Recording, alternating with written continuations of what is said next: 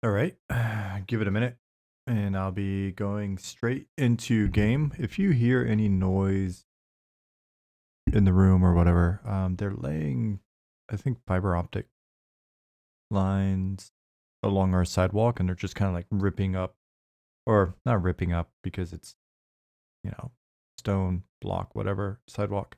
That are pulling up tiles and just sort of moving down the street today as we go. So fortunately, I was able to get out of the apartment and take the dog out before lunch, and hopefully they get all this stuff done before 5 or 6. They got like 3 hours. So let's wish them Godspeed. Yeah. The plan for today is hopefully Ollie's able to play with me. So what I'm gonna do is, rather than screw around right now, I'm just gonna, no, I don't want to save. I'm gonna go straight in to the game.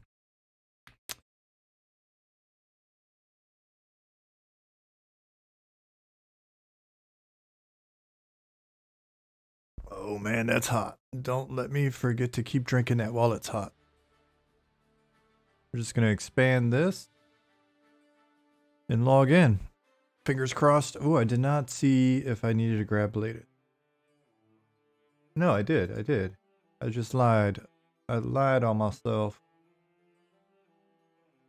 As we would say back in the South. Son, are you lying on me?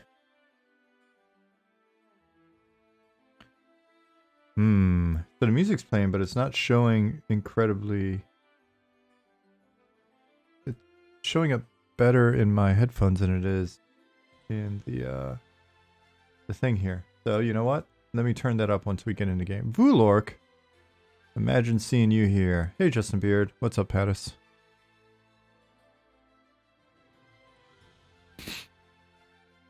What's up, Rev? Get on my necro, because in theory, Ollie's going to be available to play with me. We can duo. And he's a bard, so it's really a duo. A musical duo.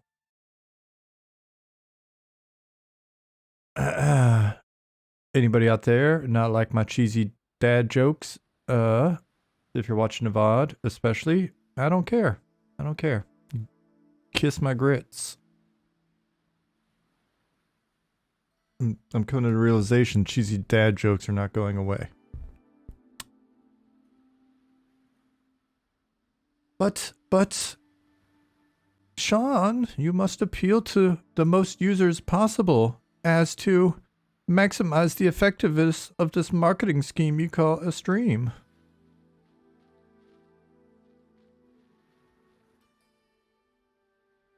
Hey, stands for. Oh man, I got new headgear up in here. I wish the shoulders were also. What shoulders am I wearing? I could maybe go into the database and just make them look real nice real quick. Assuming just cloth, right? Cloth mantle. Let me fix this cloth mantle really quick. What's up with this cape as well? You know what? I know I'm supposed to be playing right now, but since we're just getting started and Ollie's not here yet, let me prettify these really quick. Make myself look beautiful for the stream. So beautiful. Cloth. What's up, Toofs? Good morning.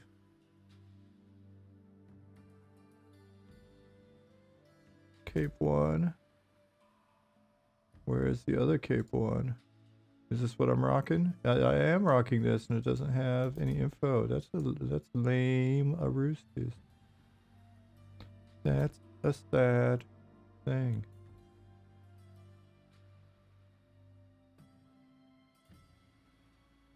Did I just fix these as well? I did. Alright. Reaper. Hello. Nazwadi. Hello. So let's Reload zone really quick. It was funny. I was trying to legit do this quest the other day, and there we go. That's better looking. Some penetration there, but that's fine, man.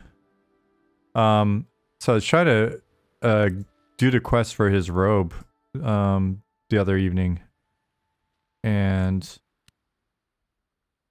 man, it was just every time I summoned a pet, Luna had to repop the zone for something, and my pet went away. So finally I was just like, oh, screw it. I'm just gonna finish this quest without a pet. Let's see where I'm at in terms of... Got some torches. My bags look cool. It looks like I basically done all the merching that I needed to do. And... Oh, I bought a fishing pole.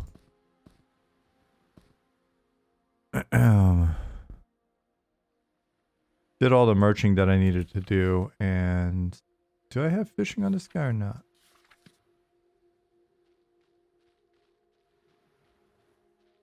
Do pets go away on zoning? Yeah, they do. Sorry, I just got caught up in my own world and wasn't looking at chat at all. I look cozy? I am pretty cozy today. I'm feeling Swedish cozy today. I got a big thick ass scarf on. Oh man, so fishing supplies are here, but there's not a fishing trainer.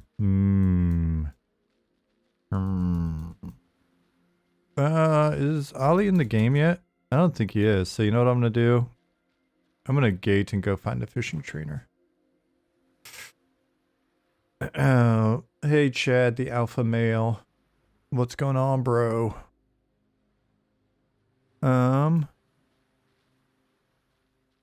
What is this? Is this cheat item? No, it's not a cheat item. Okay. Chat solo. Fishing trainer is actually a fish you have to talk to. Well, that's a tempting thing to put in the game.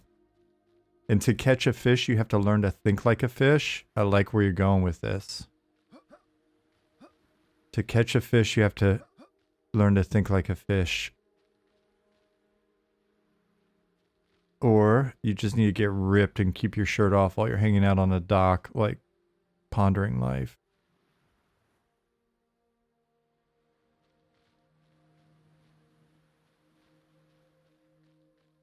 Odin looks at me warmly, which makes my day. Let me gate back. I'm gonna gate back so you can see that in action. Maybe I won't die from gating this time.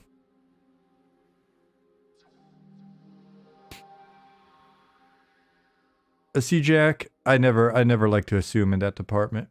I heard it's no longer acceptable to make those sorts of assumptions. He's waiting for a loved one. Oh.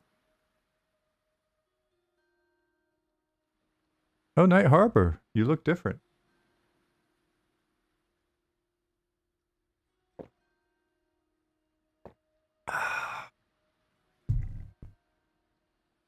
Can I walk on thee?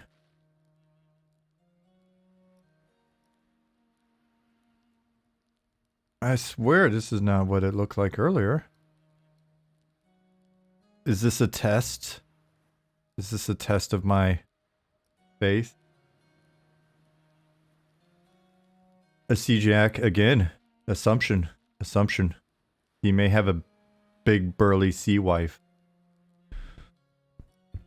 Out there on a schooner. Bits of crab meat and fish in her beard. Gold economies make you nervous? Well, then it seems like most economies would make you nervous. Have we planned some gold sinks yet? We got a few planned. Am I as magic as the sky? Oh, we're gonna take the test.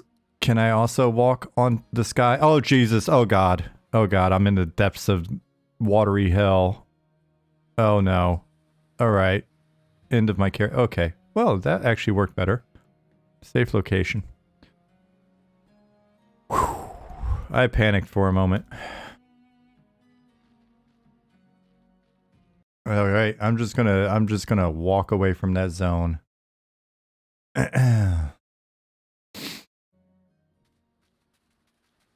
Okay. Okay. Oh, that reminds me. I need to while we're waiting on. Well, no corpse run if you fall through the world. That's clearly a bug. I would have to petition a GM. As I did when I hit gate the other evening and then went from up here to down there. Really, really fast. Really, really hard. And took like 4 times my total, hit points and damage. And thus died. And so I had to get resurrected. But yeah, anyway, let me, no BS. I'm gonna hit auto run really quick. I'm gonna bring up the internet on a browser.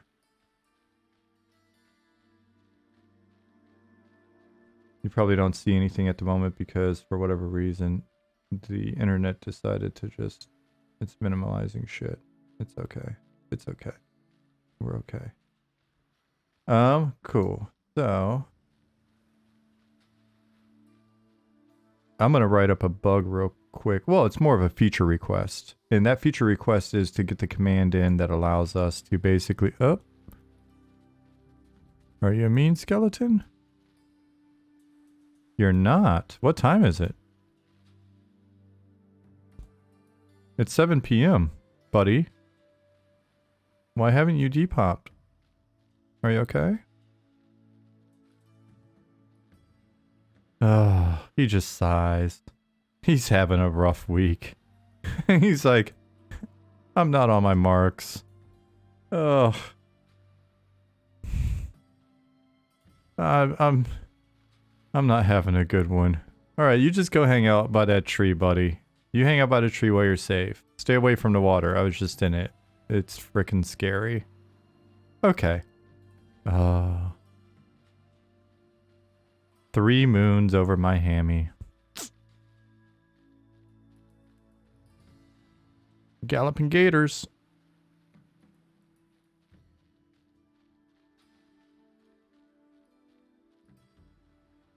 You're drunk, skeleton. Depop. If we see more of that, then we're gonna inquire as to what the hell's wrong in the database. So anyways, let me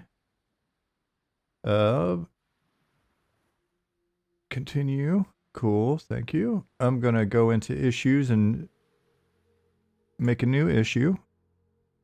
It's gonna be a feature request. Good morning, Belfaster. It's going to be add GM command to synchronize. That is absolutely not how you spell synchronize. I'm glad you can't see that. Time across all zones. Because what we do is we go in there and we get creative with shit and we're firing off triggers and conditions and all sorts of stuff.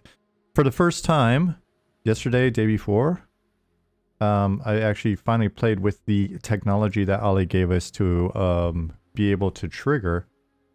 Oh, you guys can't even hear the music, can you? I never turned that up, did I? Let me come over here. Let me minimize that. I really need like 3 monitors, not 2. You guys can't hear shit except for me rambling right now. That's not a fun experience, so go in here and turn this up.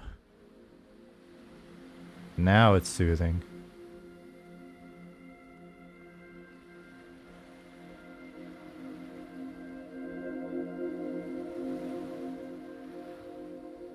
Now we're better. Now we may actually be a little too extreme.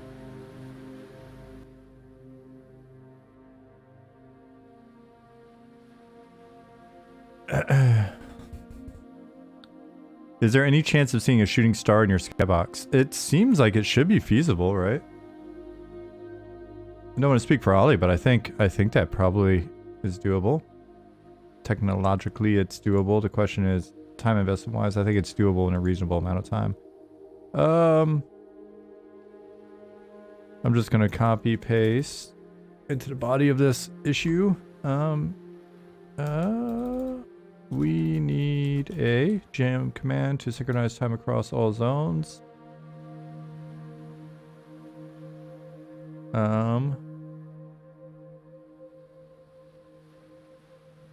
Synchronize isn't the right need, actually. To reset time across all zones. Because we get into places and we use the thing like Ali just he gave us a long time ago, but we just finally used it, where we can actually trigger an NPC to do something on like the 15-minute mark. So like 2:15 p.m. leave the bar, that kind of stuff. So, hey Dargus, we need a GM command to reset slash, yeah, just reset time across all zones. Given our proclivity to alter time to our will, being the godlike entities that we are. Great. Feature. The feature, not a bug. Feature. A new feature. And GM. Tooling.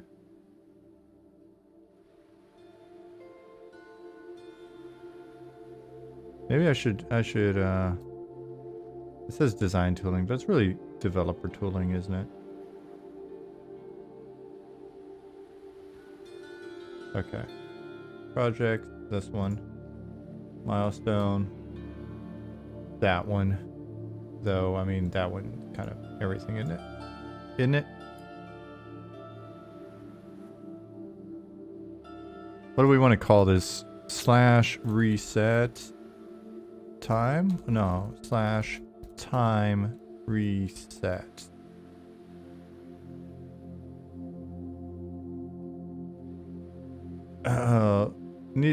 Add GM command to reset time in current zone and across all zones. Because then we can just give it parameters, right? Time reset all, maybe? Need a GM command to reset the time across, reset time in our current zone and also across all zones. Boom, time reset. Slash time reset all. Is the music too loud? I turned it up a fair bit, but. Beerchuck says, I always feel games leave out the sky from the overall experience. I get it though, time needed, but it's half the viewpoint of the player. Take advantage of it. Unless you're playing in an ARPG. If you're playing an ARPG, then is there even really a sky? Or an RTS? But in this case, we got a lot of sky. This is big sky country. We're basically fantasy Montana.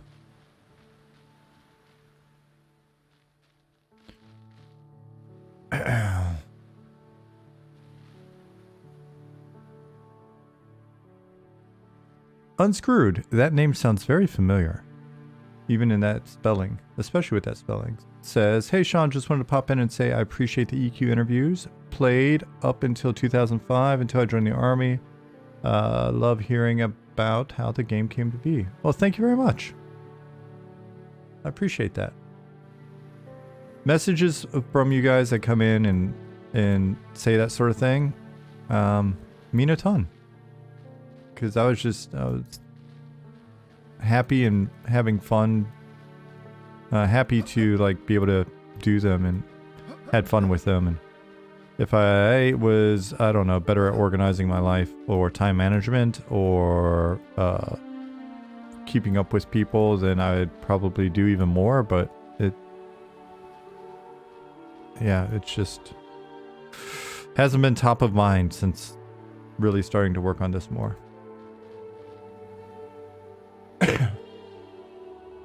But yeah, thank you. Thanks, Vulork, for saying the sky is nice. Ollie put this together, and big fan of it. So I'm not gonna go try to. I'm not gonna go try and get my fishing skill.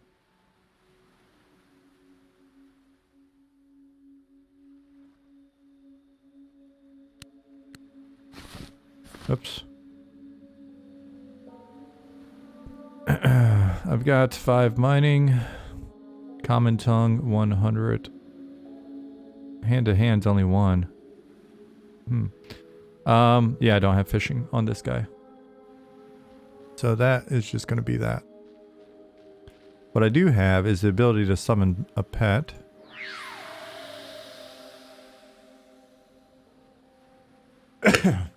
Excuse me. Let me check and see if Ollie's actually sent me any messages. Is fishing in? Yeah, it's in. I don't have the skill. I could grant myself the skill, but this is a legit play character. We've got a fairly simple fishing. You know, basically you push the button, stand near water, push the button, and it does its thing. In the future, probably wouldn't be bad to expand on that.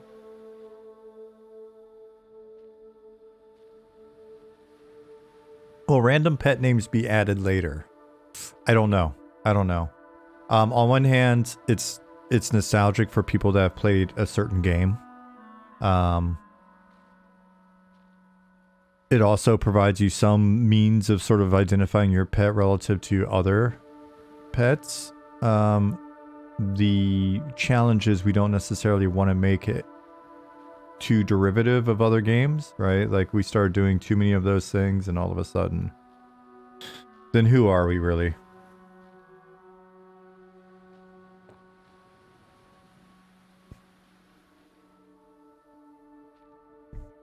So guys and squids, today I just wanted to come in and play and relax a bit. And Ollie said he was going to come play with me. So what I'm going to do is gonna buff. Nope. Wrong one. Buff myself. How about being able to name your pet? I think that's that probably wouldn't be horrible. It would, lead to situations in which we need to make it easy for people to report people's pet name. But if you see how our bug tool works, here, I'll show you. What we could do is we could just have you target the pet. And so our bug tool, which we need to add the slash command for that, so I don't have to go through like the menu and stuff every time. But if we go here, we got report issue, right? And it's a little, it actually, there is a little clunk to it just because the UI at the moment moving it around. So me targeting my own pet's gonna, can I just, you son of a pet. Come here, you. Come here, you. There's a UX problem. I have to hit escape to be able to get this damn menu open. And that clears my target. And now I can't target him. Oh wait, I just target him that way. Okay, UX problem solved. I just learned how to play these games just now. Just now. So, I've clicked on him. So in theory, I could do similar to like NPC behavior.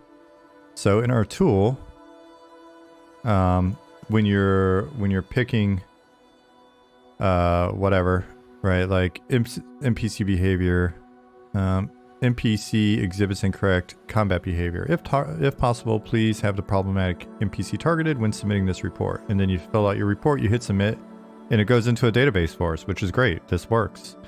This is actually really cool. And so what we could do is also have like the same thing for, you know, somebody is running around with the pet named like whatever, inappropriate name.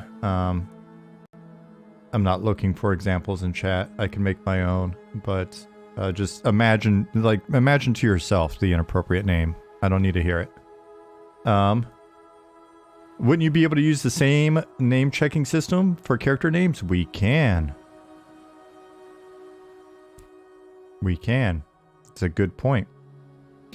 And so what it would do though is it'd still wind up being a thing that would you know, if the pet name, if the character name makes it past the blacklist, blacklist is essentially just a list of forbidden terms, then you know, somebody can report it, and then boom, goes in the database, and then we'll take care of it. And so there will be a more active layer between what I just described. Like, it doesn't just go into the database. There should be ability for us to respond pretty immediately. And so the thing that building the system, building the tools like this does as well, that I'm surprised at, like games that don't necessarily invest more time or sort of thought into this layer of things, or you know, petitioning for problematic behavior or whatever, is we can then essentially have we can essentially have Stream sniping you real quick, bud. Thank you, Ali, for both stream sniping me and for resubscribing for 28 months. Your subscription means a lot to me. Your continuing to make the game means even more to me. So if you have to stop doing one of those things, please stop subscribing before you stop making the game. Would be my request. But yeah, so essentially having that type of flagging and stuff will allow us to surface certain issues faster than other issues. So that should help our customer service out a fair bit. Ali, if you're stream sniping, does that mean you're showing off the game? Should I look at pretty stuff? The pretty moons that you made, the pretty sky. Oh, hey, buddy.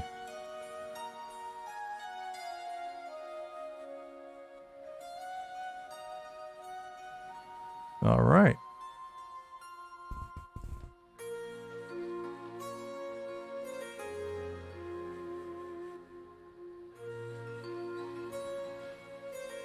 Is that you playing music?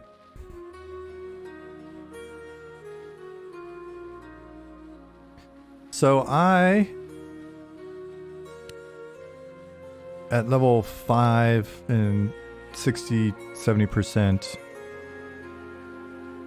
think we could spend a bit of our time looking for just roamers.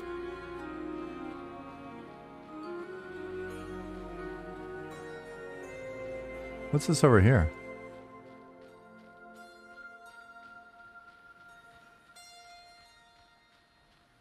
Somebody's corpse.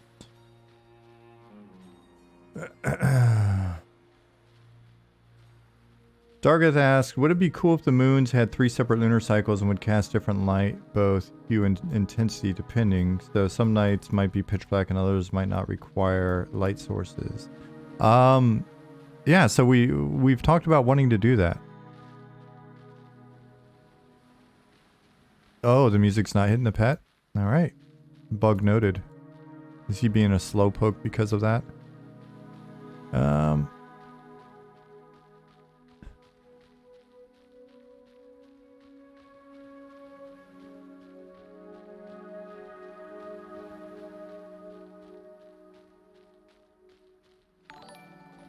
Fulork. Dot. Thank you, buddy. Uh-oh. I don't want to go over there.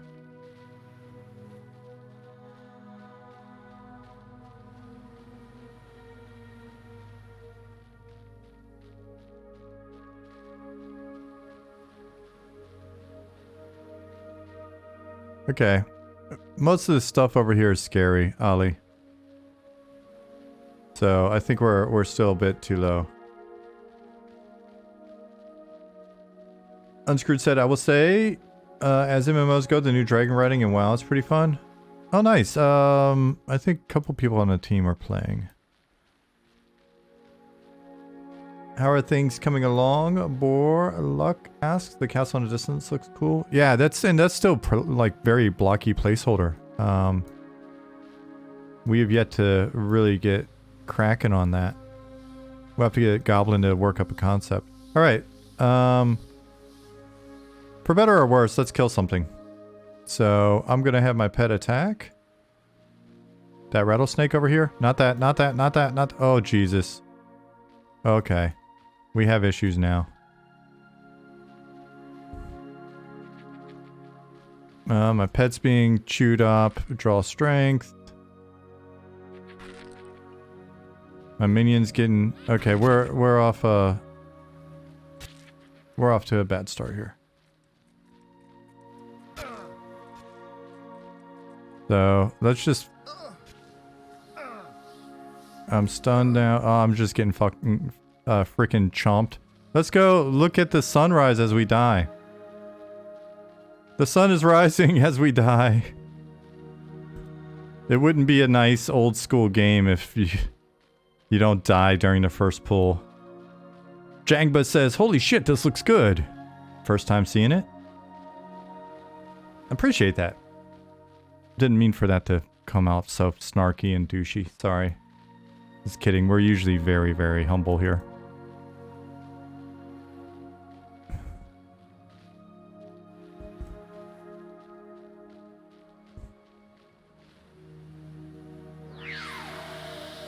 Why do I gotta face somebody to fear them? That doesn't make sense. Oh. I underestimated us. Django said, yeah, first time here. Asshole. Thank you. I deserve that. I truly did deserve that one.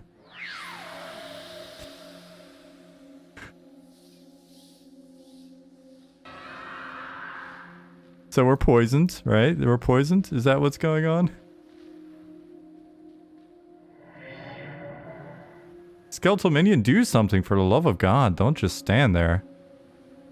You're acting like your drunk cousin over there. Ollie's too fast. Skeletal minion's little legs can't really do much for him. First time, last time. He's like, yeah. First time caller, last time caller. I'm out. I was just trying to give you guys a compliment. Not hear your noise.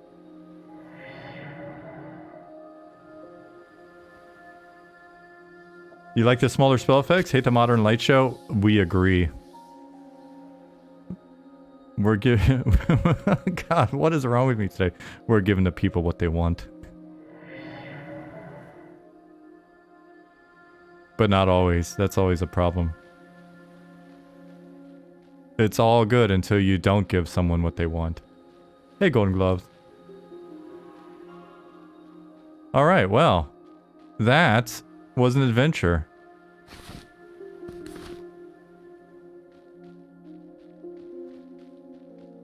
Will spell effects become more intricate at higher levels or stay the same? They'll get more involved, but still like with the same sort of design approach to them. I didn't expect you to attack the snake, Ali said, since we don't have any way to clear toxins. Well, you know, we clear toxins the way that... Oh, I guess I can't sit because of... I'm poisoned? No. That can't be it. The poison runs its course. That's how you clear a toxin. When you're a burly adventurer like us, Ollie, you just squeeze tight and excrete the poisons from your body.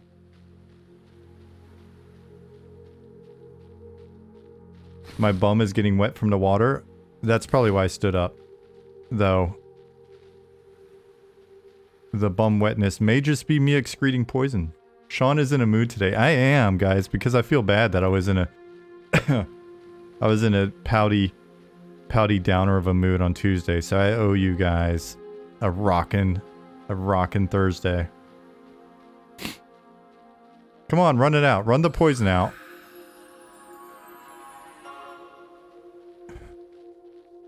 Ollie's just pretending like he's got a magic carpet over here.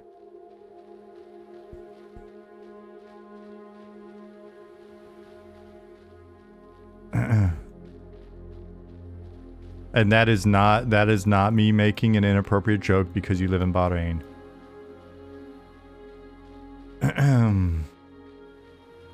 Jangba says, I want to play. You know what? We want you guys to play. Unfortunately, we don't have enough game for you yet. But when there's a bit more game, then we're gonna get you in here. No, in all seriousness, our goal is to get some friends and family in this month to help us like just see if we can even get people in reliably. And then what that'll do is set us up for success in 2023, because that's what you want to do this time of year. You want to set yourself up for success. Buy that gym membership. Use it once or twice. Yeah, so we want to set ourselves up for success. And you are expecting Spicy Sean to be like, too bad, no game for you. That's the soup Sean.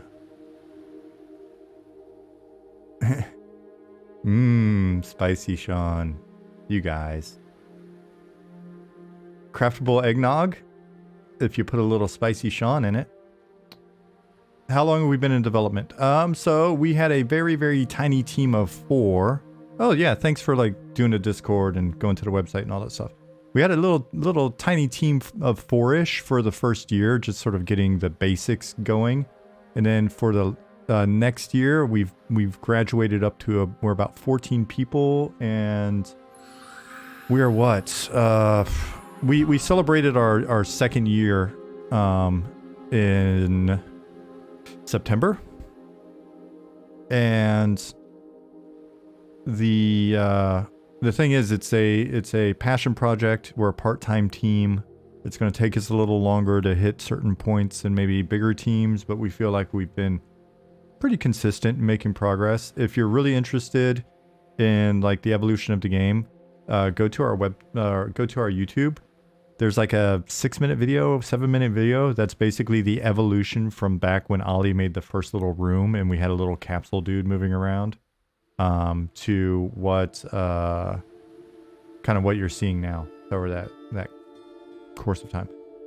What makes your game unique and more enticing than others? So the approach that we're taking is not unique to us in terms of right now there are a number of games that are looking back at like classic game design and the way that different feature systems, quality of life, stronger sense of dependencies between classes, all that stuff used to work in the early 2000s, late 90s.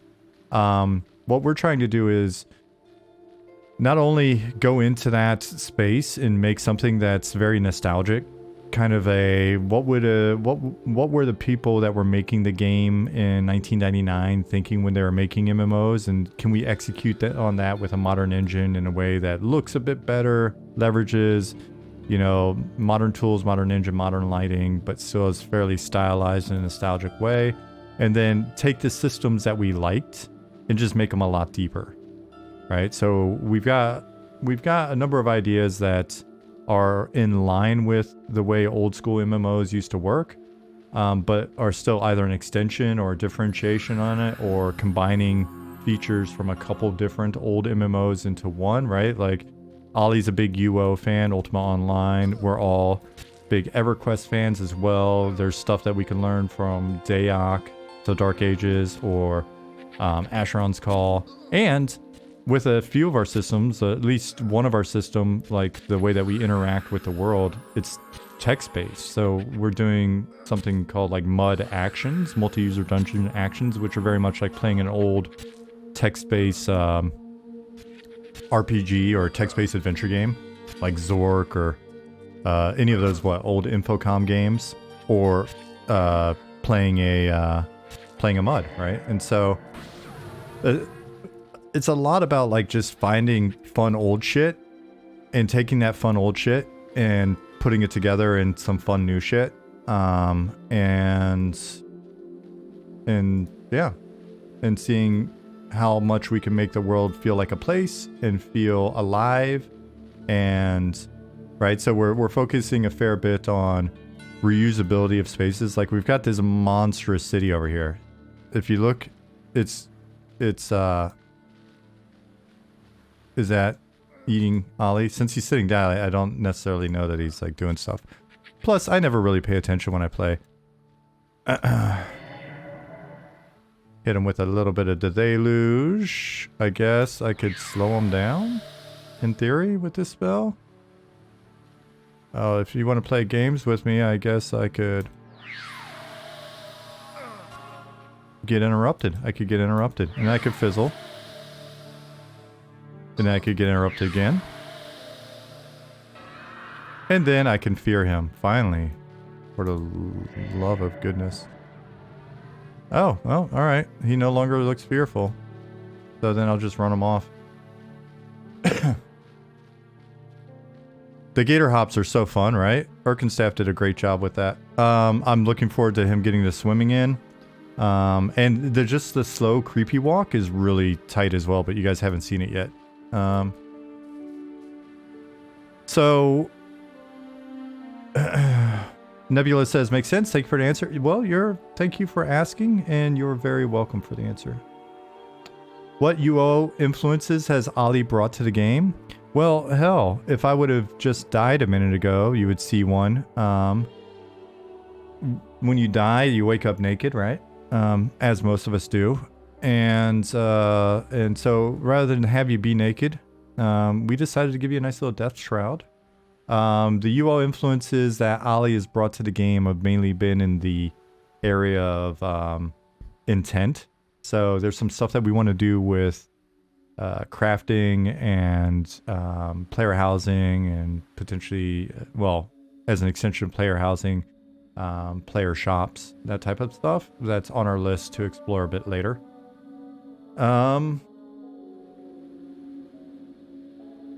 And I think it's there's a lot of little subtle stuff where we're like, oh, what did you think about this in that game, kind of thing, that we do a lot. And it's not just those games. It's like Final Fantasy 11. It's, it's stuff from newer games. So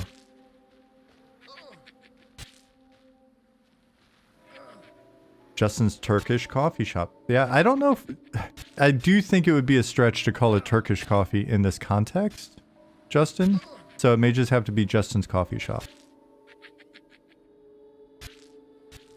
We're just stabbing away. Is this my full-time job? Kind of. Kind of. It's the closest thing I have to a job at the moment. But I'm the home maker. I make the home while my wife makes the money right now. That's one of those things that we can take turns at. So, at the moment, yeah. So I'm making home. I'm a pretty dope homemaker, though. Don't let me undersell it. I tend to be a pretty self-deprecating, but on the for real, I'm pretty. Oh, I like the die too. Nice little roll.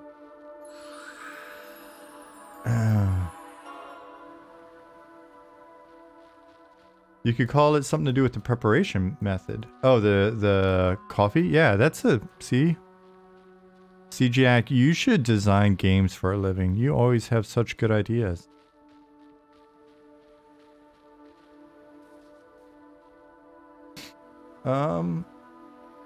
You should. You have my blessing.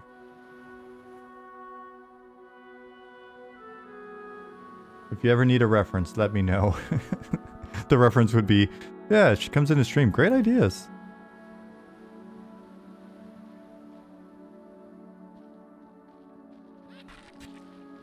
So I'm going to hit him with draw strength. And you want to know why? Because if it's a spell and I cast it, it should matter. And so I'm assuming I just made him weaker.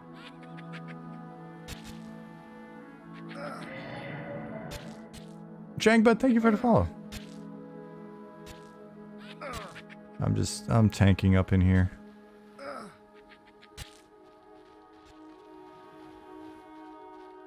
Ollie said I did significantly reduce his strength, but also, and now Ollie's got to stop typing because he got to chase me.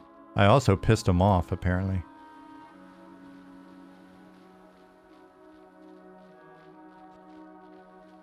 Why? My pet needs to speed up. Oh, because we don't have the Bard song on him. Okay, that makes sense. Let me get some of that life, buddy. Thank you. Ooh, that like the little combo of the gator and the particles actually did look pretty good. Whoever is just thanking us or saying that the particles look good, then we appreciate it. Strange J 67 did. Belfaster said, not hating on WoW, but from an age perspective, classic/release WoW could be used as an example of older MMORPGs, and they wouldn't be wrong. But it would be like classic Rock Station playing Nirvana Pearl Jam. Like, you know it's old, so it checks a lot of boxes, but in your heart, it's not in the spirit of classic rock, a mere 5 years apart, but very different experience. That probably doesn't make sense as I'm half asleep. That makes a ton of sense. It's as you get older, and someone's like, Classic Rock Station, W105 FM, and then they're playing, you know, something that's 20 years old, but I mean, shit, 20 years old was the year 2000. Classic rock. Like, I love that there's a, let me say, ouch.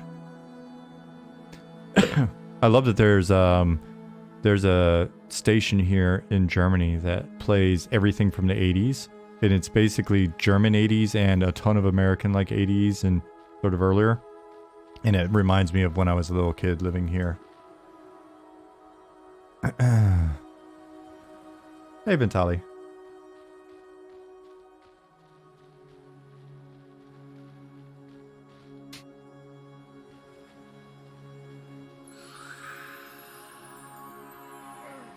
Oh, cool, Borluck. Yeah, and we'll see over time how many different little influences and stuff pop in from UO.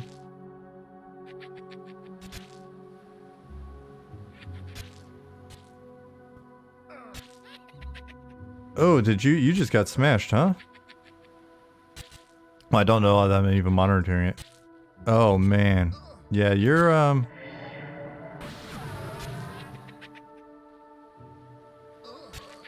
sorry, I was gonna try to... Oh shit, that was really bad timing. I was gonna try to pull threat, which I probably should have done way sooner. Good thing though is Ollie's a bard, so he should be back pretty quickly. So when the crocodile is set up properly, then we'll see him probably do his creepy walk when he's that slow. Yeah, Ollie got. It was an accident. Trust me, the mistakes I make in game are easily seen as accidents because I don't pay close attention to what's going on. I'm more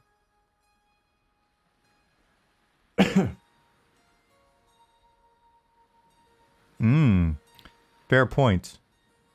Have I died since we made the spell book an item? Is that... I didn't think that's working the way that it's gonna work.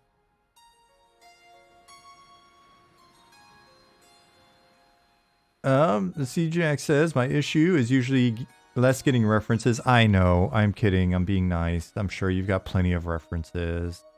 You're super cool, you know all the cool people and they'll give you references.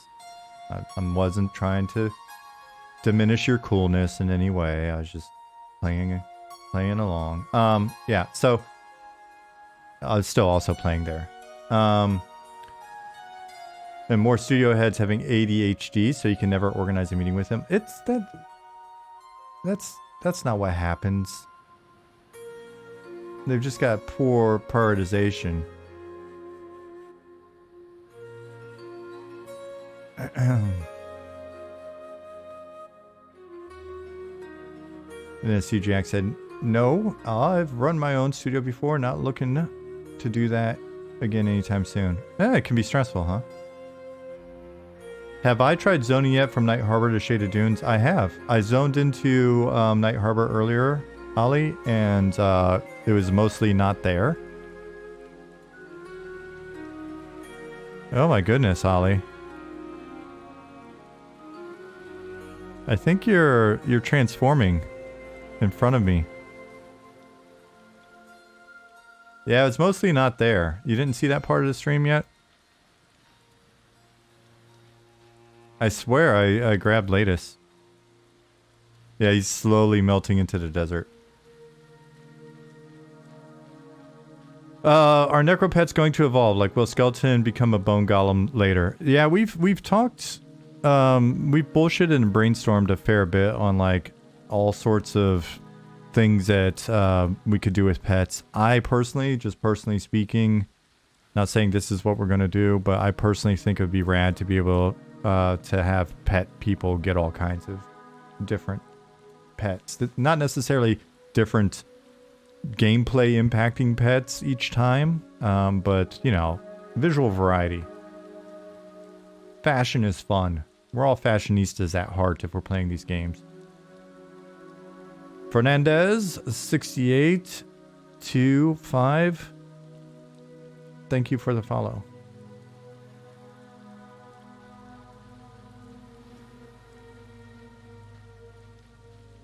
Yeah. Yeah, Ollie. Speaking of skeletons wearing armor, that's still on our list of things to knock out in the not too horribly distant future. What did I miss up there?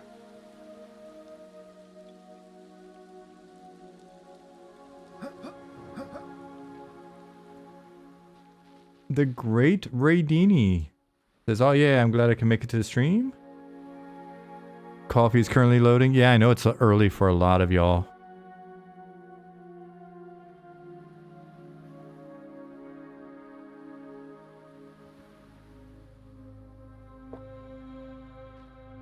Fashion and home decor, depending on the game. I'm looking very... Why is your corpse wearing a death shroud? Yes. That's a question.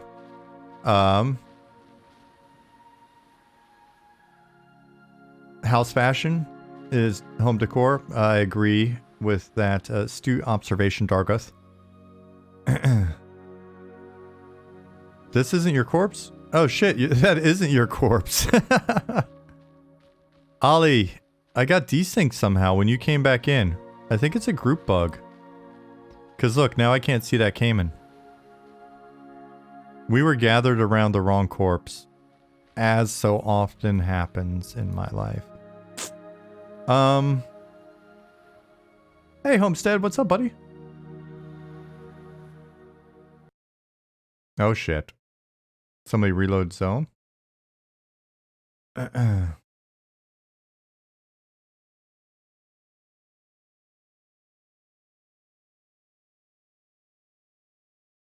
So,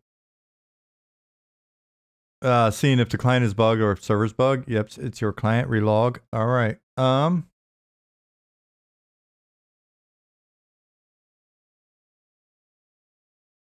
The Great Raydini has a question, Ollie, that if you're listening, it's right above you. It says not to be too invasive of your game dev. Oh, that's what we're here for. We're here to talk game development and design and opinions, not just show off our game. But do you use Rigid Body or the character controller for your players and NPCs? I've been bouncing around between the two for my project, and I'm not sure which to choose. Excuse me. Ollie can answer that.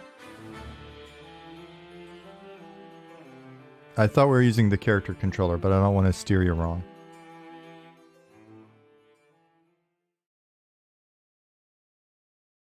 Ollie says, we use character controller only because it's a MMO and we don't need physics.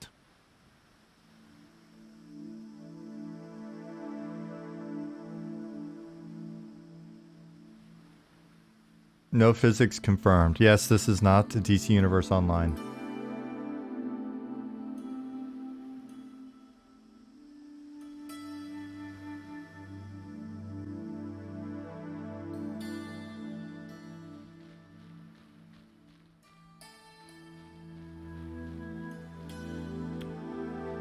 Ragdoll? No. No ragdoll. We haven't found a good application of it. We talked about some silly things we could do with ragdolls, but so far, no.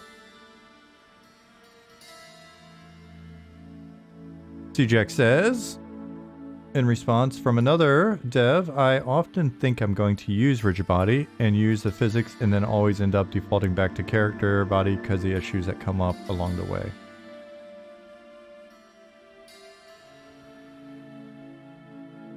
Does it still work when traversing things like hills, incline, and things like that? And also, thank you very much for responding. Does it? Yeah. We've got, now, don't get me wrong, we've got some work to do because we do hit some weird, like, we do hit some weird moments when we're moving around. But most movement feels pretty okay.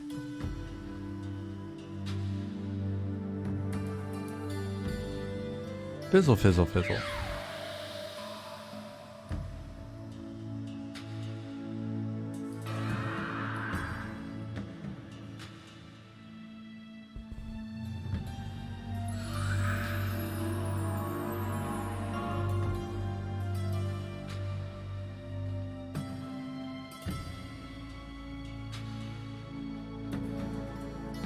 Fernandez asks, Ollie, where can I get it? I'm new here on Twitch and just learned how to use Twitch on PC. I'm not sure what it is in this context.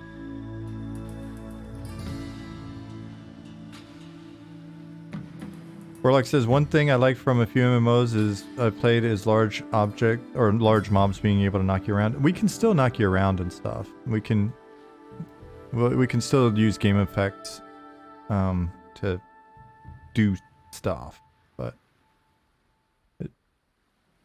it's not gonna it's not but you're not necessarily gonna bounce around and shit.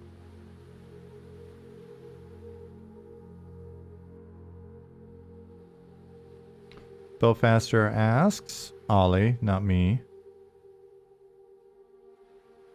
doesn't using rigid body confine you to... Or, no, actually, I think he's just saying in general. Rigid body confine you to fixed update, since that's not us. I feel like I remember that being a big limitation on it. When you're dealing with a bunch of sync issues, you have to design around it.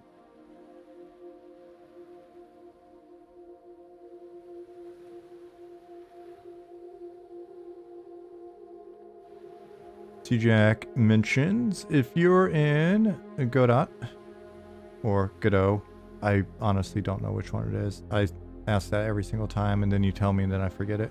That engine's character body also gives you a bunch of really nice helper stuff. While he's doing that, let me go look around.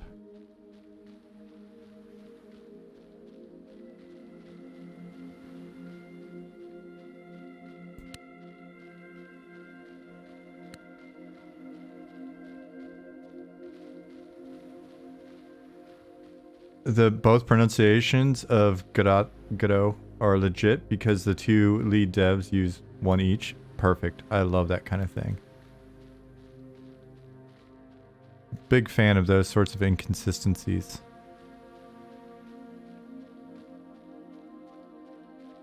Keeps the people guessing. And guessing people are happy people.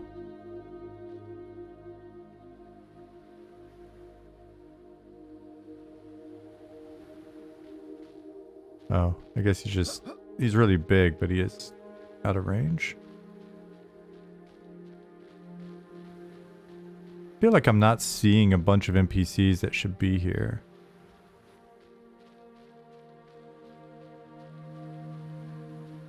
Oh, nope, there they are. Ooh, red to me. That's not good. Gotten a scrap with somebody, it looks like. Rattlesnakes are blue, but as Ollie did note, they are poisonous. This wandering ghoul over here, if I had to guess. Tab, tab. Yep, is also red to me. Ooh, my desk is starting to shake. I think that means that the people laying the fiber optics are now finally in front of my apartment. Other than that, how's the dev experience for the game been so far? Mostly awesome. Mostly really good. Mostly really good.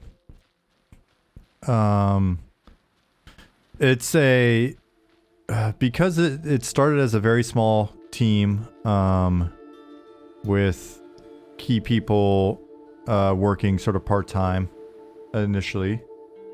You know, we've moved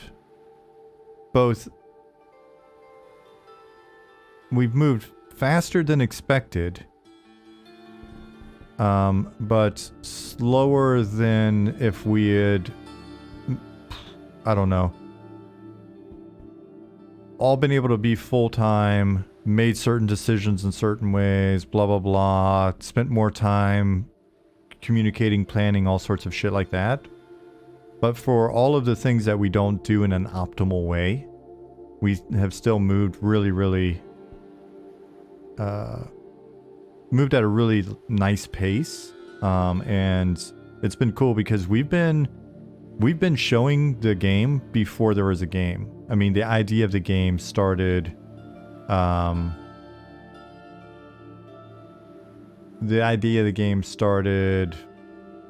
as just a discussion in stream.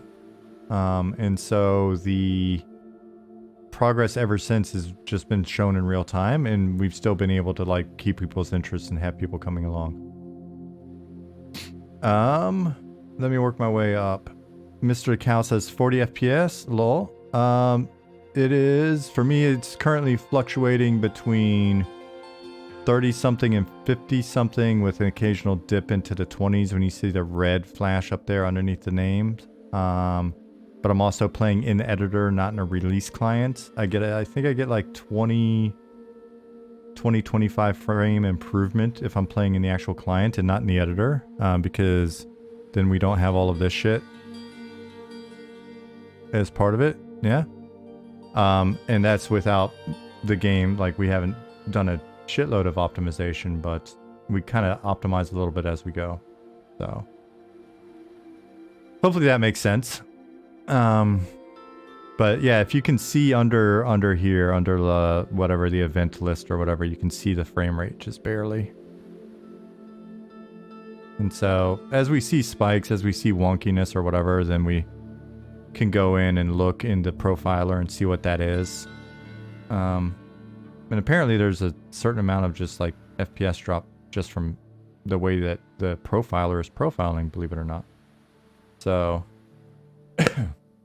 but to continue on that thought of like dev experience, overall, I would say that this has been, you know, with the exception of a thing or two, this has been my like absolute favorite project, probably since I got in the industry. And the difference is, when I got in the industry, yeah, Ollie says he's at 85 FPS. So I think you missed the part where I mentioned that I'm playing in editor, which is less than ideal, Ollie. Yeah, so I mean, overall it's been pretty cool. I feel like we make... Are you? Well, I never get that rad of FPS in editor. I mean, I'm also not necessarily rocking whatever crazy beast machine you and others may be using. Yeah, Ollie's all about humble bragging. Almost as much as me. What? You think OBS uses up resources? How could you think that?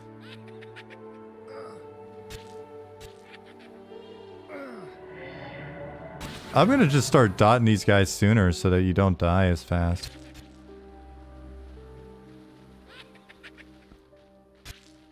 I got a voodoo too, dog. When a game looks this old school, you gotta use the voodoo too.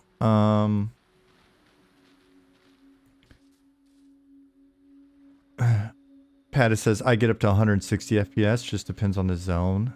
Whatever, guys. I always get this many FPSs. Depending on what I'm looking at, if I'm looking at any of Pattis's ultra high poly crazy art, then I lose at least 50 FPS. I gotta talk to him about that.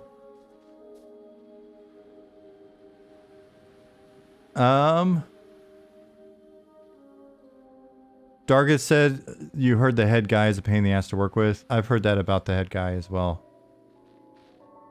And his name is Ali.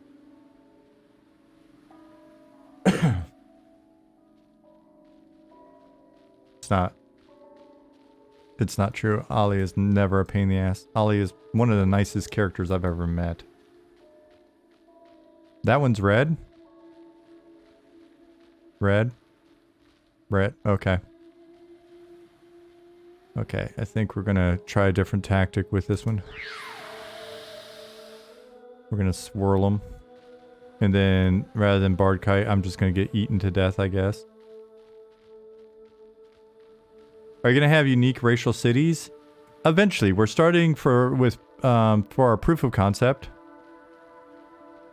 which is basically just a nice big working vertical slice for us to play around with concepts and kind of figure out what we think it's gonna take to make the rest of the game and show it off to you guys and maybe play with you guys in it as well and iterate and improve on it so that we're essentially getting to a point where, oops, now he's faster.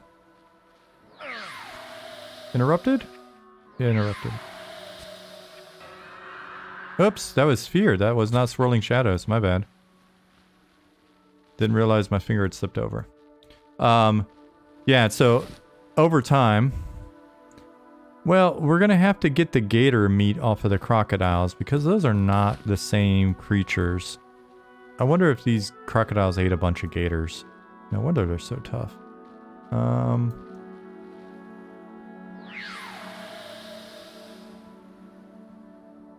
Pet?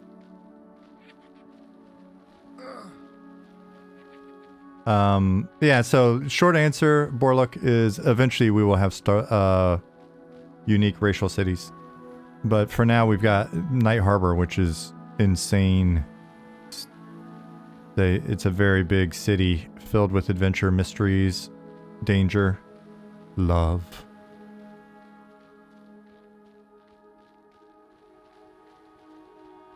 Intrigue. I mean, it's a big city. We can fill it with a lot of stuff. Also vendors, skill trainers, stuff like that. Camps. Factions that don't like each other. Factions that do like each other. Some factions that don't like you, but then may get to like you if you show them you're worth liking, but then other factions may not like you anymore. Which is just kind of life, really.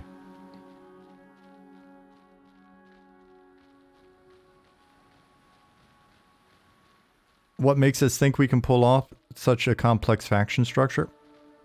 Not sure that we can, but I've been married 4 times, so if anybody understands the complexities of evolving relationships, clearly me.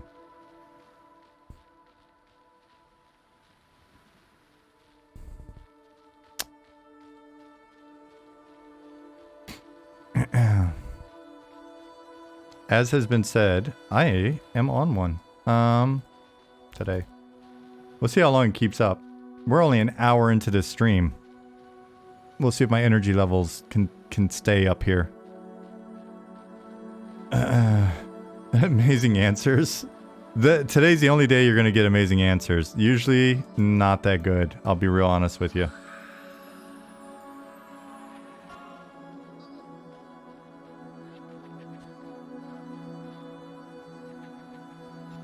So let's hit him with draw strength.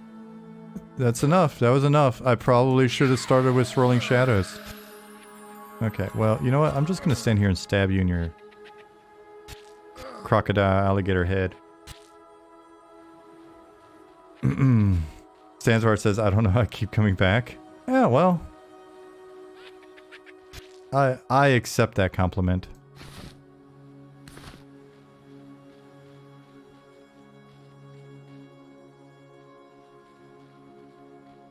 So Ollie was debugging the crocodile while we were fighting. He said, I have 105 hate. Skeleton has 88. You have 630. Well, sometimes, you know, my mouth gets the better of me. Okay, so when we first put the crocodile, or got the crocodile, Goblin actually modeled the crocodile, and when he showed us the crocodile video, he had Chip the Ripper, a Chip the Ripper song playing, and it's been stuck in my head ever since then. The interior, exterior crocodile alligator song. Or no, exterior, interior crocodile alligator.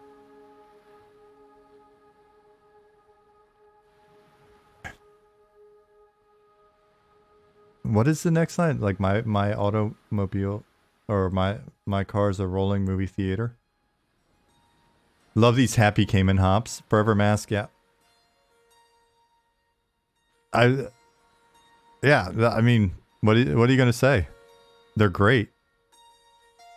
Arkansas has done a wonderful job. Can I play this for 4,000 hours yet, or what?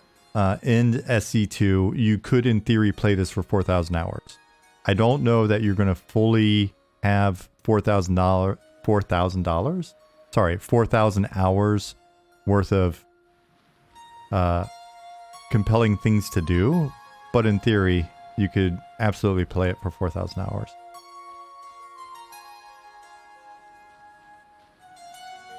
You let me decide that. Sometimes as the manufacturer, we gotta make that decision for you. Ollie said that the gator must have been shirtless, because if you haven't been here, maybe one day I'll repeat some of them. I've had a number of strange run-ins with shirtless hooligans in my time living in the South.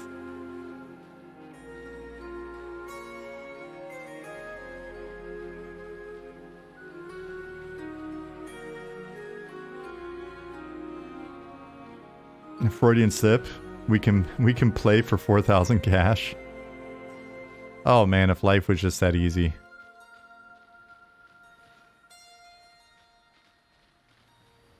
Unmarked German bills. I'm pretty sure that German bills no longer really have any value. Everything's just a euro these days.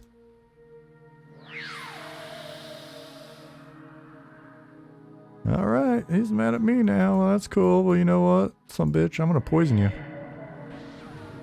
And you're gonna resist it. That's cool.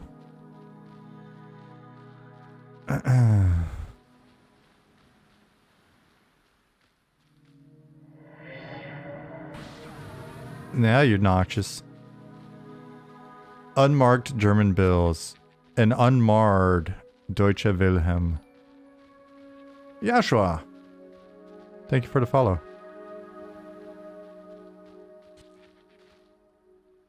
Nice, my pet got the kill. What a beast. Tattered leather. Cool.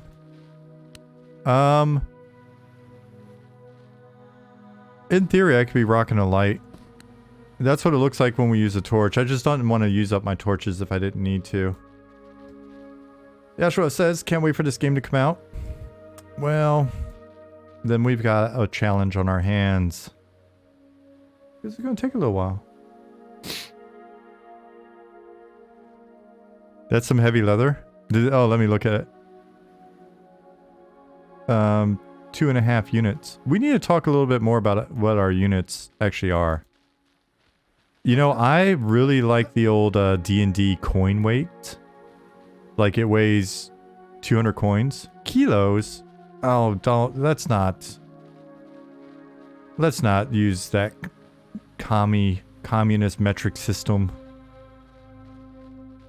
Let's use what the rest of the world uses, like America.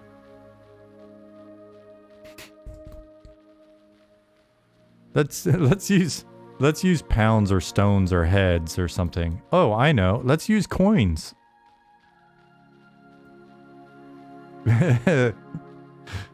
Radini says LMAO. That's like the universal weight, I thought. It is. I'm being silly. Just make up some word and some arbitrary conversion like stones. Well, I don't think stones is a made-up word. I'm fairly sure it's used for other things. Just fairly inconsistently. Like, what's that weigh? A stone. Okay, which of these stones are you talking about, you son of a bitch? 2.5 severed heads. Phil, we've got the same problem though. Is it a giant head? Do we have like four coin types? Oh no, wait. We're not even talking coins. We're talking weight. I'm just thinking about coins while we talk weight. Oh shit.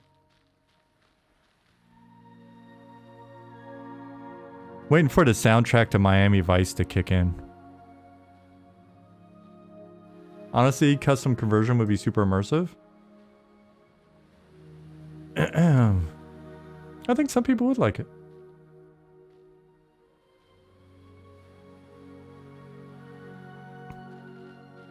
What are these errors? Ollie, are you aware of these? Ollie says, we use meters for distance and stones for weight, unless we are talking about longer distances, in which we'll use miles, or if we're talking about land, then it's yards and square feet. We could be British. Yeah, I mean, for as much shit as Americans get for our various units of measure, there's always Britain.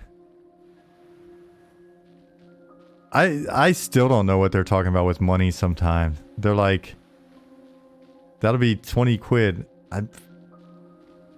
Is a quid a pound?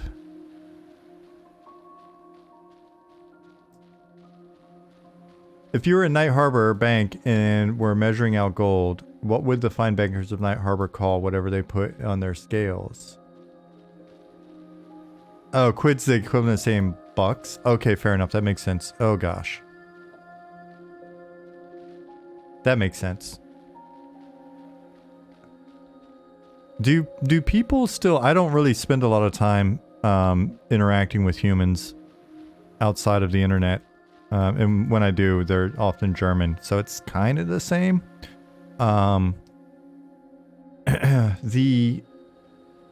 Do people still say things like bucks and stuff like, give me one of those dollarinos you got over there, or whatever the other terms for buck is. There's probably even new terms that the kids use that I don't even know what it's called. Give me some of that lettuce.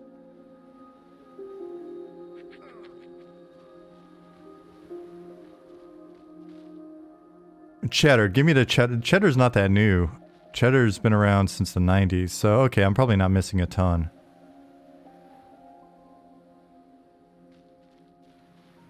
Greenbacks? Have you actually heard anybody use greenback? Oh, he just bit me right on my butt. Ow! Stop it.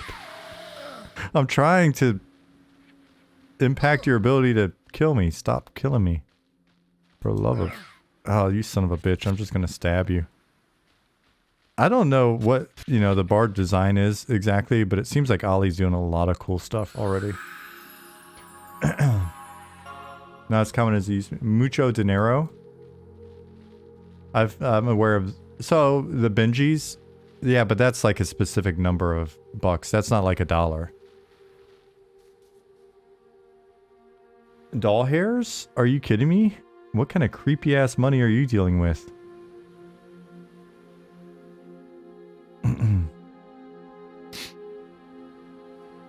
Greenbacks, just a World War II vet that banked where I worked. He would also say stuff like, file this in Deep Six, referring to... That guy sounds awesome.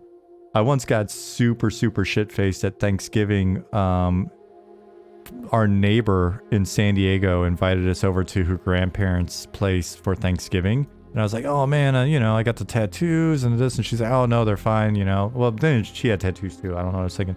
But anyways, I was a little stressed out because it was like grandparents. We get there, and the second I walk in the door, the grandfather, who's also like World War II guy, was like, asked me something like, do you drink alcohol? And I was like, yes. And he's like, we're making Manhattans right now. And he made the biggest, gnarliest Manhattan I have ever had. And I'm pretty sure after I finished the first glass of Manhattan, I remember Thanksgiving being really fun and enjoying their company, and they seemed to like me as well. That was kind of it. Unscrewed says, I don't know, but I made a joke about my 16-year-old son. Then my daughter called me sus. Yeah, I've heard about the sus as well, though. Mainly, it's funny, like, I knew it as an internet thing until... What did Ali say? I keep missing his... Ali said their currency is the dinar, which I've had to convert that. It's really weird. It's like 150 to 1 or something. We use dinarinos quite often. But when you're speaking English, right? Not when you're speaking Arabic. Like, because that would sound weird. Just right in the middle of some Arabic. Dinarinos. Give me all your bucks. Doubloons.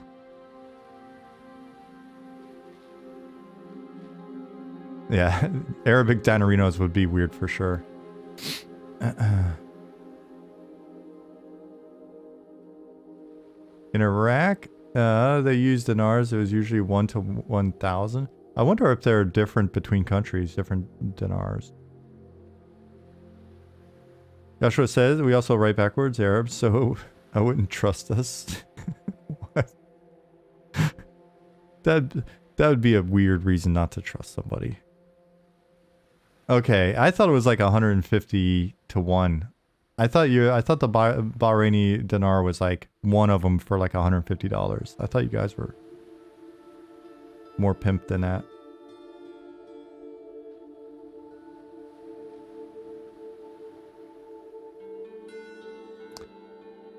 Borluck, I'm left-handed as well, man. If I was writing backwards the whole time, I'd probably have better handwriting. I really hate writing stuff because I just smear the ink and the pencil, and I got like really bad kung fu grip. Like pencil snapping level of grip. Ah. Oh, I'm almost level 6. Tight. Almost there. Yeah, so I've heard the sus thing just on the internet, and then I was walking around our neighborhood and I saw little stickers of the dudes. Is there a name for them? From the game? Shit, I'm spacing on the name of the game now. The little guys. The capsules. Oh my god. Among Us, yes, thank you. It's so, yeah, there's a little Among Us guy with, and it said government, it's like government pretty sus or whatever. Or government kind of sus. Government kind of sus, yes, is the line. I found those stickers all over my neighborhood. I'm like, I don't disagree. All those years between marriages? Me? What do you mean? Yeah, a few here and there. Sometimes there are years between marriages. Sometimes not so much. It's just, you know, kind of whatever struck my fancy.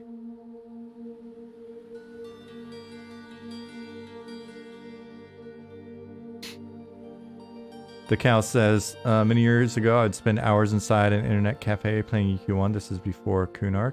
In Bahrain. Oh, badass.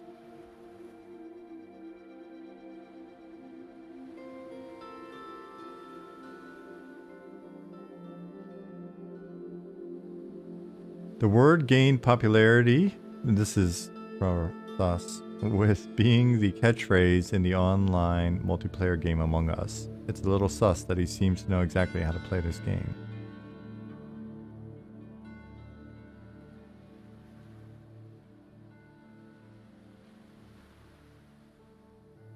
Belfaster said, I heard a conspiracy theory once that a big driving factor for trying to convert the handedness of kids was because of those old ass wooden desks where the arm that attached to the desk, or the desk to the chair, was on the left. Either they didn't want to buy new desks in school, or the school desk lobby did their thing. The school desk industrial complex. I can believe that, but then again, I'm an easy one. But you gotta watch, you gotta watch. You shouldn't be raising those kinds of questions on Twitch, Belfaster. You're gonna get me banned. What? Sean questioned the narrative. Ban! Ban, ban, ban! Question no narratives.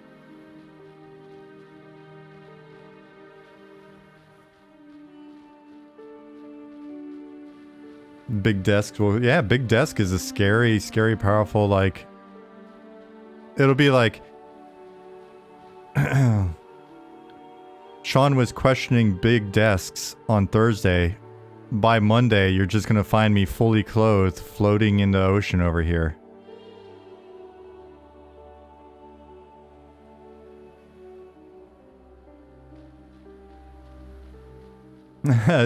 Camera zooms out. Sean is in a vintage wooden desk from the 60s. Arm on the left. White cat in my lap. I'm like, that'll throw them off the trail. We were joking about and they didn't know it was real. I'm a controlled opposition, man. I'm controlled opposition.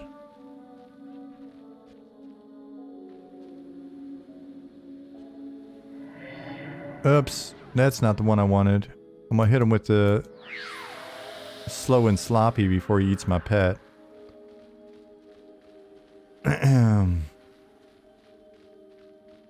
Yashua says, I'm just gonna watch the stream all day and not fix any of our Azure portal problems at work. Sound good? Alright, cool.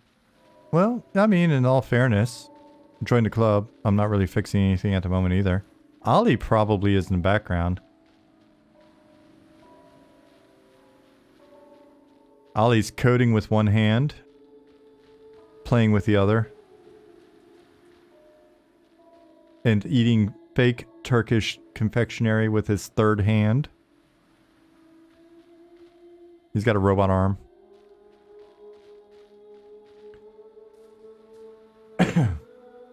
Is it your sloppy song twisting? I can't really tell, to be honest. I haven't watched the icons on the bar to see how sloppy you are.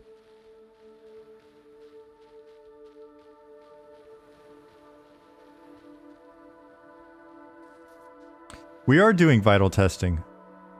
And we're elevating our spirits. You won't see it. All my twist songs are offensive. You're like the 2 Live crew of bards. Boom! See what I did there? Rim shots.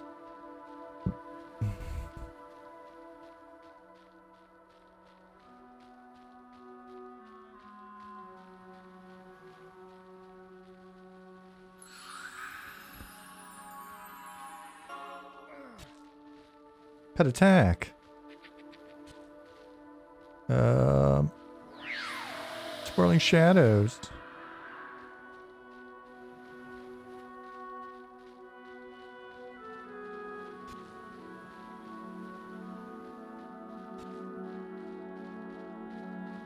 Tighter circles. Tighter circles.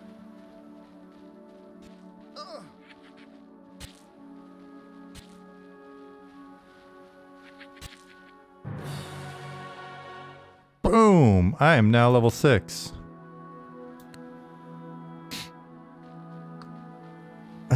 All these bard songs are all Megan Thee Stallion songs. Thank you, Ollie. I'm not even gonna... I'm just not gonna... Mainly because I honestly, I don't know any of her songs.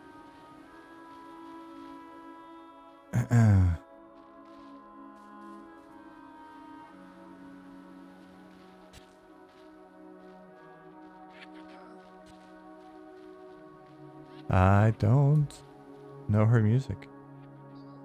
I'm sure it's fine though.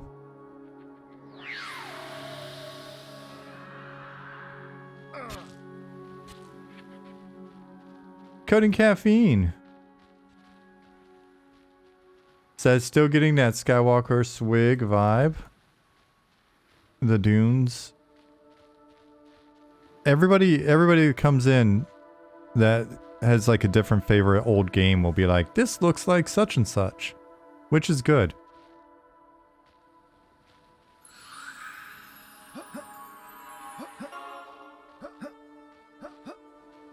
Yeah, Ollie loves some Swig. That's another one, right? And I mean, Swig is basically Space UO, right? Right? It's like Space UO plus.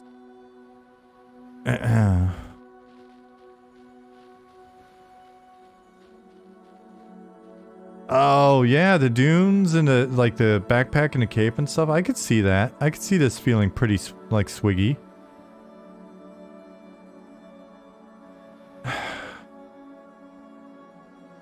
People that have come in and asked and are like, do you feel like this looks too much like game X or whatever? It's like, no, this looks like a low poly desert from, excuse me, modernized version of something from around 99, 2000, 2001. So, oh. This looks like Leisure Suit Larry. It did actually on accident. So that did actually happen. It looked like that when we put in the female model. Because the male model has no like top texture. And she was modeled. And then it was the male model texture on the female model geometry. And it was uncomfortable. Why was it uncomfortable? Because I'm American. If I was German, it'd be like, whatever, it's a day at the beach. It's, you know, it's just go to the sauna. But as an American, I've clutched my pearls right away, I tell you. I got the vapors. I fell right the hell over.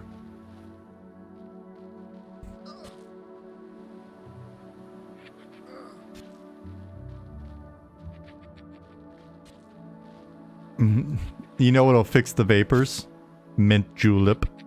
If you've never had a mint julep, then you gotta realize you're missing out on a good old-fashioned vapor fixer-upper.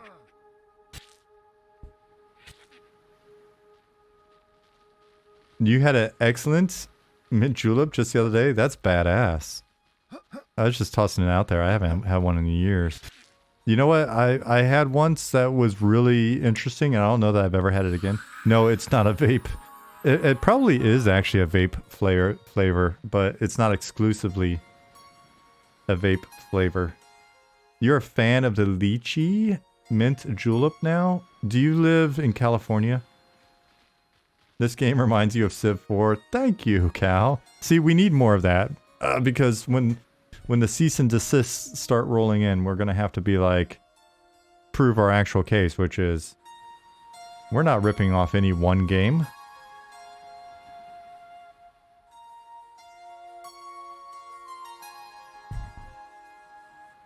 Your wife's family is from Kentucky?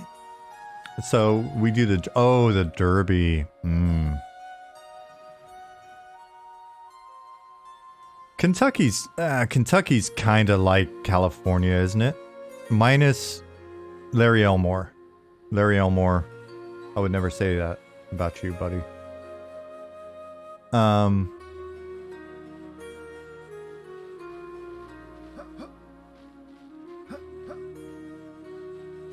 Most game development feels like iterative design on good ideas and smuggle in some improvements where you can. Yeah, well, I mean, it's about how do you combine and execute the ideas, right? Which ideas do you pick, and to what degree do you emphasize? Like, where do you put the slider? The slider bar.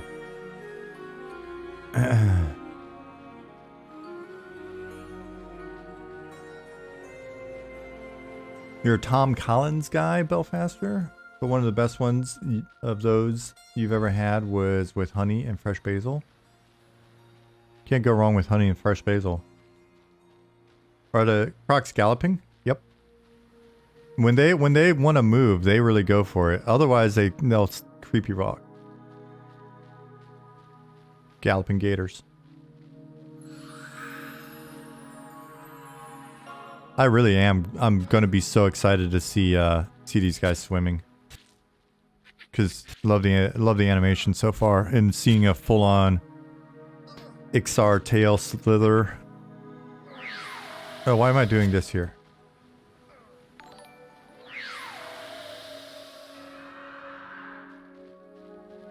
Good morning, afternoon. Hey, Aaron. Thank you for 12 months. Good morning. Oh, this guy's actually still...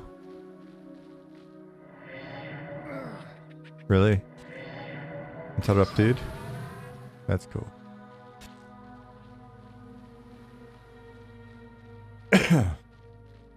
Isn't there a massive one knocking around somewhere over here? Gator? I don't know, but if you see one, make sure I don't miss it. I don't want to get eaten.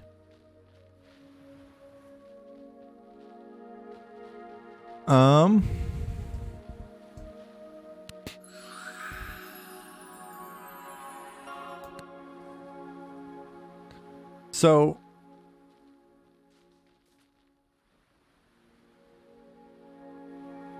Jocklaw? That... no. But the sheriff. Thanks, Aaron.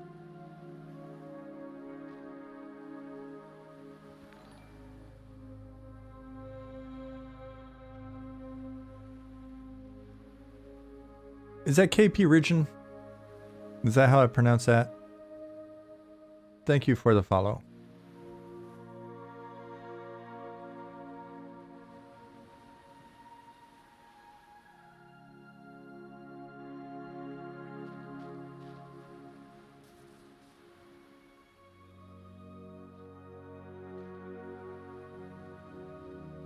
Moments like these, just chilling out on the beach, hanging out with Ollie.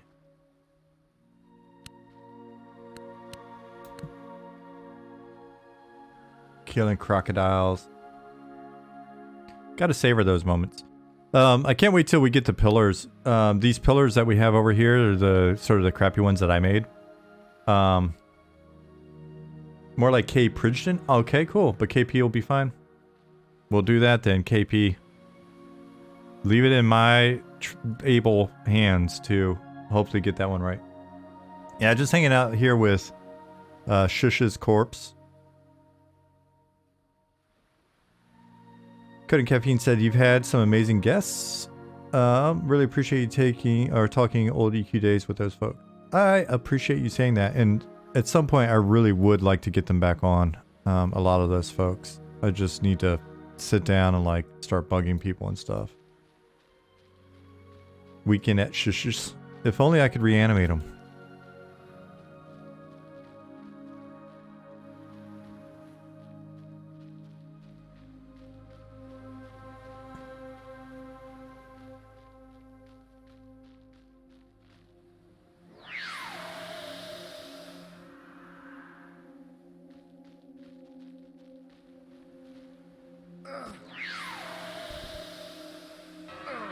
Oh.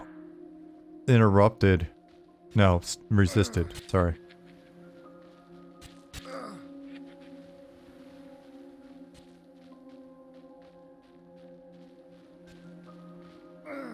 Ollie, the question on the table is, how is the support for AW32 going to be in this game?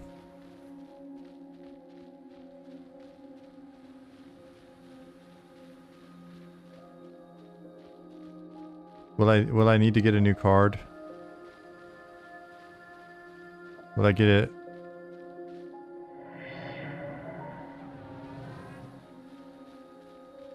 I'm not a sound expert.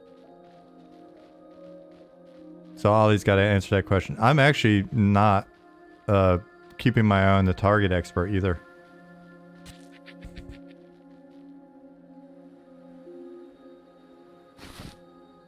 Only supports Sound Blaster. I'm trying to remember what I had. Will the game support DirectX? Oh. We may make people upgrade to DirectX 9.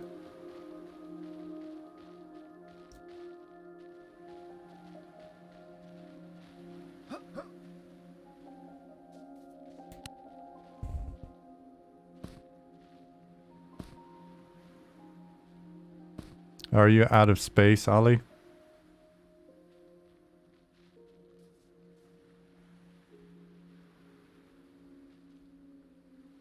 Homestead Hacker says, I'm trying to remember which IRQ I had the jumper set for on my ISA Sound Blaster card. Ollie, I'm not implying. Well, I guess yeah, I am implying that you only share loot when you're out of space. I do actually think I'm implying that. Well, I guess this torch is burned out. It is burned out. Fit in my backpack? Alright. Boom, I got another torch going. Ishiwatari, moin moin. Alles geht gut hier heute. Selbst? Torch is running out. Yeah, the torch is running out. The lanterns need fuel. It's the little touches when people are like, how is this game going to differ from other games? You know, shit like that. We're just going to keep playing around with stuff like that.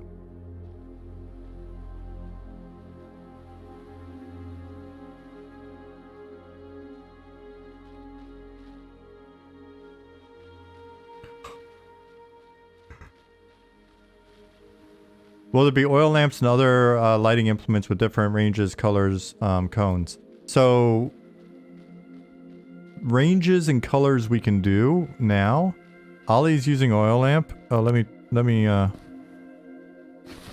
so, we haven't, doesn't look like we've really differentiated it, but we have the ability to, we just haven't. So we could do a different color. So, yeah, for example, there's a little quest item that I made, and it'll give us a different color. So, let me... SI... Ink... Pet... Orb...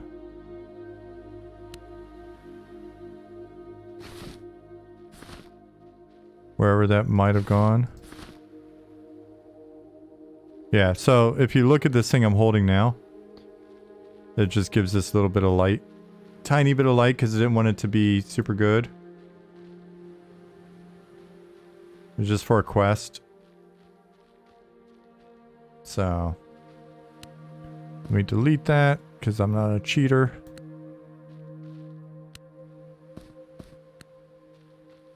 Let me catch up with Ollie. The fact that there's a different graphic for it already is great. Flavor is important too. Flavor is extremely important.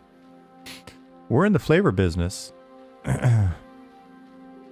We're like the Guy Fieri's of independent MMO game development.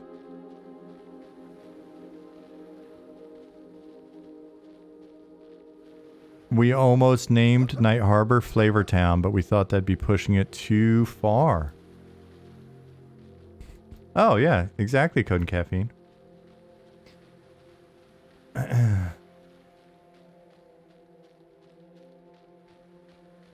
Ollie actually looks like Guy Fieri in real life while he's coding. Ollie's just like squirting code on top of code. Yeah, flavor technology. People are like, what engine are you using? We like to call it the flavor engine. I mean, it's Unity, but after we get done with it, it's the flavor engine.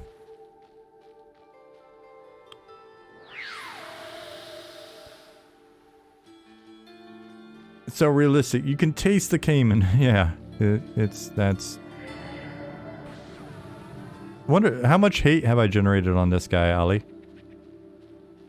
Let me generate some. Well, let me run off before I. Frosted tips. We're gonna put in the. We have to get with Zuka and put in the Guy Fieri. 281. That's it. Guy Fieri. Dark Inside. Good morning. You're quick to express your need, buddy. You're like the neediest ex-wife.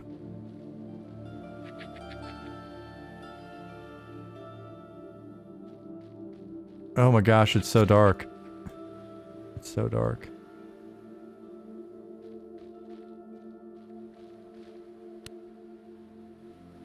Ahem.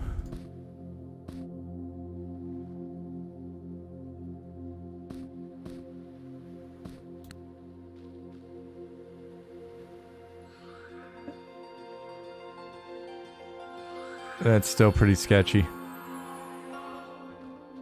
Should have waterproofed a torch.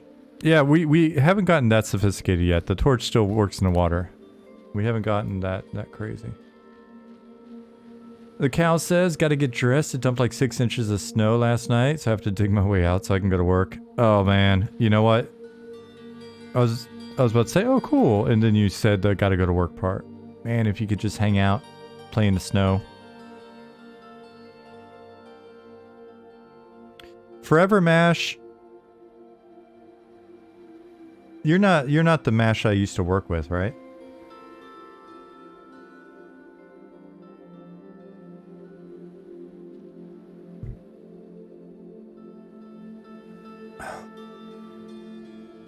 Oh, you're in Alaska. Snow does not stop anything there is not a surprise.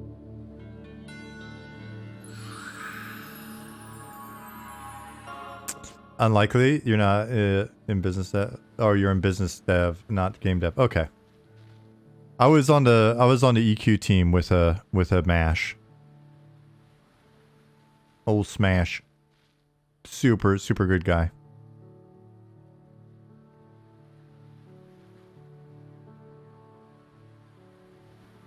New Malong. Hey. No worries. Good to see you again. Yeah, so I was saying I made these pillars like 2 years ago. They're not super great. There's some graphical issues with them. So when the pillars get redone, then we're going to have more and bigger pillars out here that we can go sit out on a pillar. Ollie, I almost feel like either I'm just playing the game very poorly, which is probably the case, or your Traveler's March seems to not hit me an awful lot.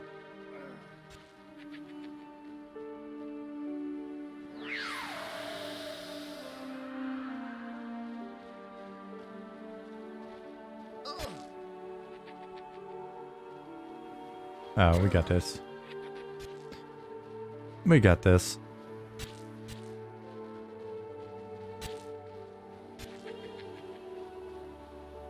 What do you guys think of it? Oh man, you know what? The crocodile's really grown on me now that it's animated and stuff. I wasn't so sure about it at first. Ooh, red one.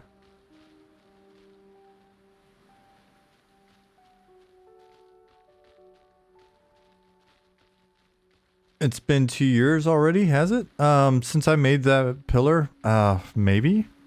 I made a lot of the, like, placeholder environment stuff pretty early on in the process.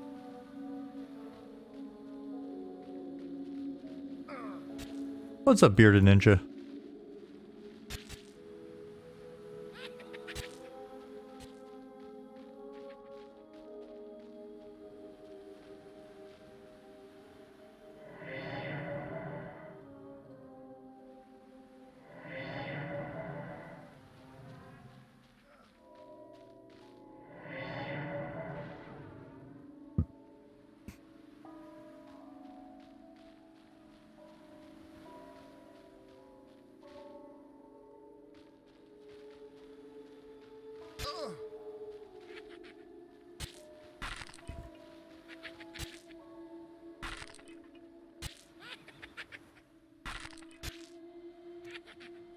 Oh.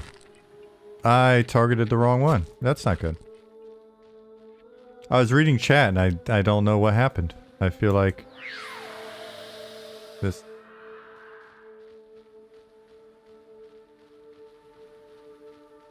We're gonna do this. Oh, we're gonna.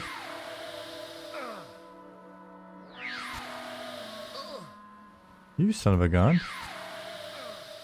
Okay, we're gonna get that. There we go. Monosaw, what's going on?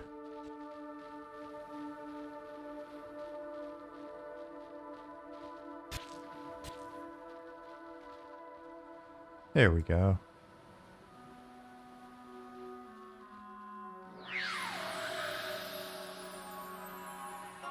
Staying busy is always good.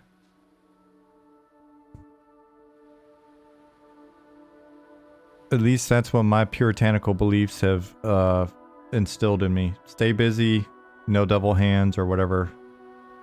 We're good.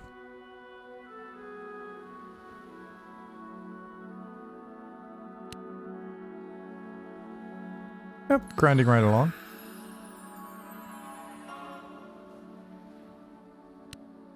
How am I doing in terms of storage capacity? Well, it's not like we're looting a ton, so... Thank you, buddy.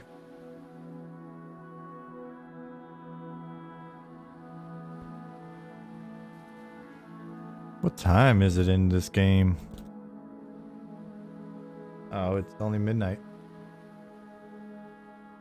Double hands are the devil's plaything? Could be. Could be.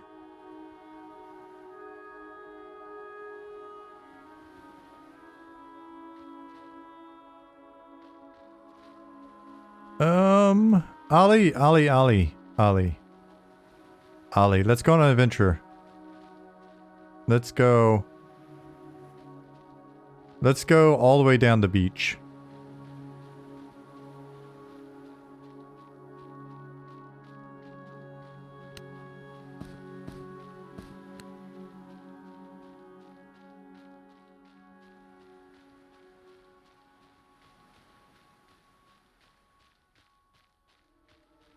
Is there some mobs up in that castle? Technically, no. Eventually, yes. Theoretically, we have a zone that we no longer use that's full of mobs that we can then just make you go in there. And, oh yeah, I forgot. Then Ollie's also got like a super old block out of that zone as well, and it's got some mobs in it. Yeah. So, technically, yes. Are they the mobs that you'll eventually encounter? No. Hey, Angel. Had a great Thanksgiving. How about you?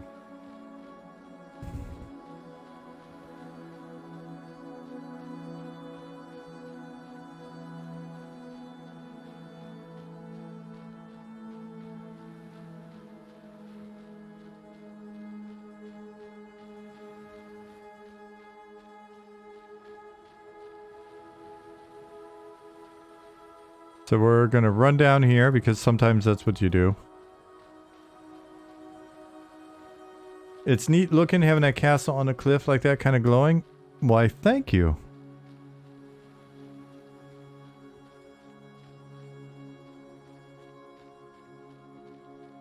Alright, let's scope this place out.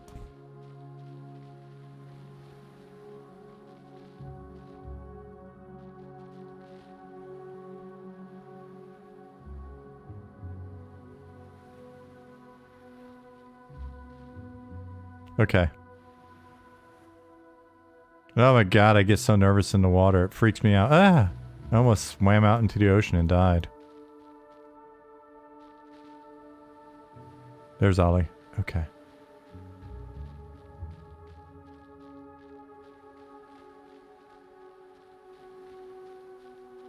Water scares me, man. Falling in the ocean of tears was your personal hell. Yeah. It's like, we're swimming. We're swimming now. We're swimming. Okay. Alright. See, this camp is level appropriate. Oh my gosh, look over there. Terrifying. It's a giant ogre.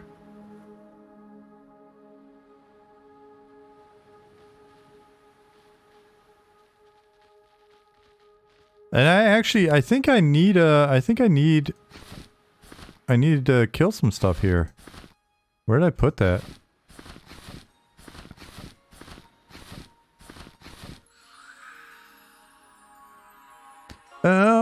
I need a were-rat's pelt. Oh shit. Ollie's pulling.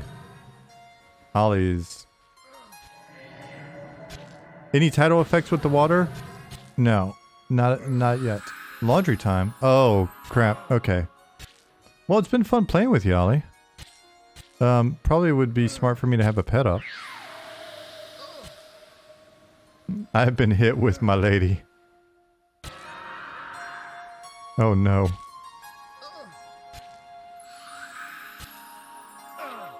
Focus on me.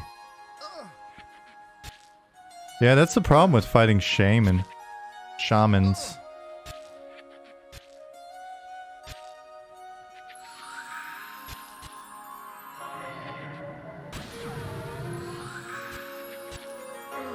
Oh! Oh my gosh, healing.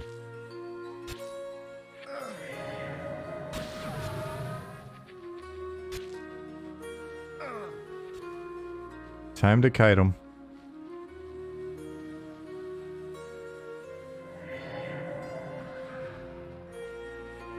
He's using every bit of his mana too, huh? Oh, that's tougher than I thought.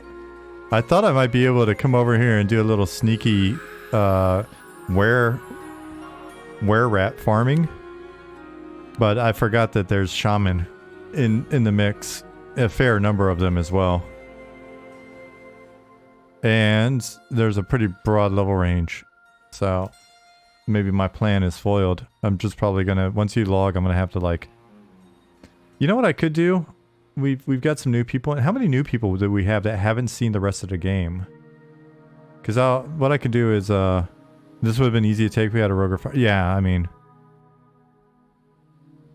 It's cool that we can do a little bit of, you know, get a little bit of playing in as a duo. So that's dope. But it would be even better if we had more friends. Yep. There goes Ollie. He's disappeared. Disband? Cool. Alright. Did I get lucky enough to... Is there loot on this guy? Can I loot him? Dude, this guy's loaded. Cloth. Rusty scimitar. Put this... Can this fit in a pouch? It won't fit in a pouch? Alright. What about here? Cool. What's this? Boom!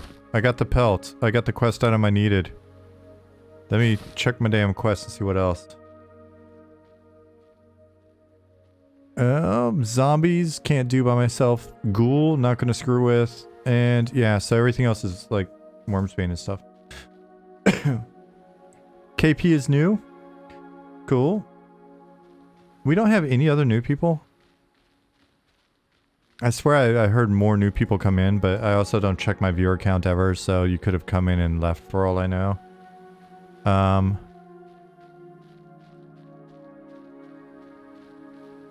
Big Al, you're not new. You're just forever innocent. Alright, pet, you really need to speed your shit up, because I don't even have a move rate enhancement.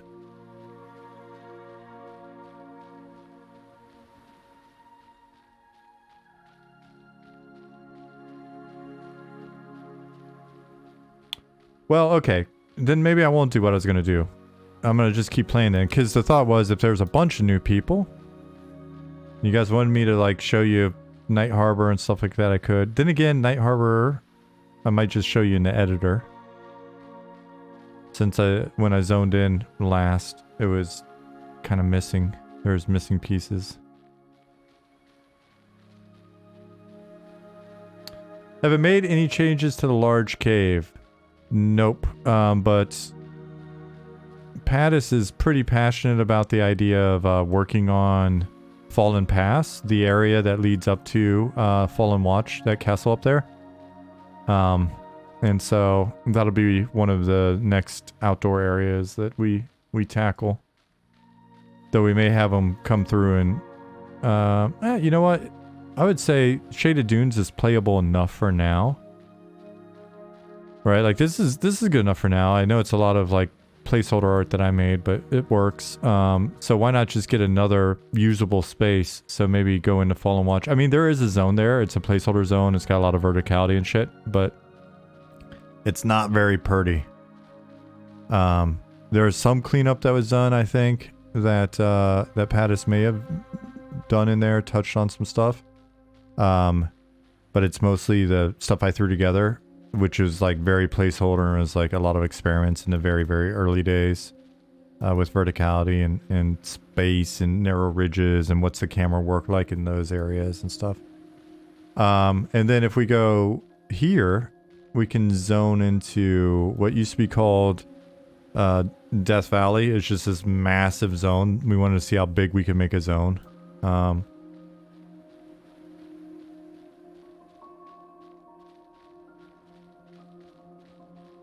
You just fixed the geo that got nuked. It's still all my geo. Okay, so yeah, it's pretty outdated. Oh look, sun rising over the city.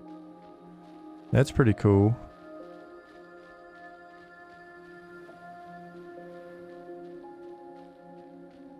So the problem, Maze, is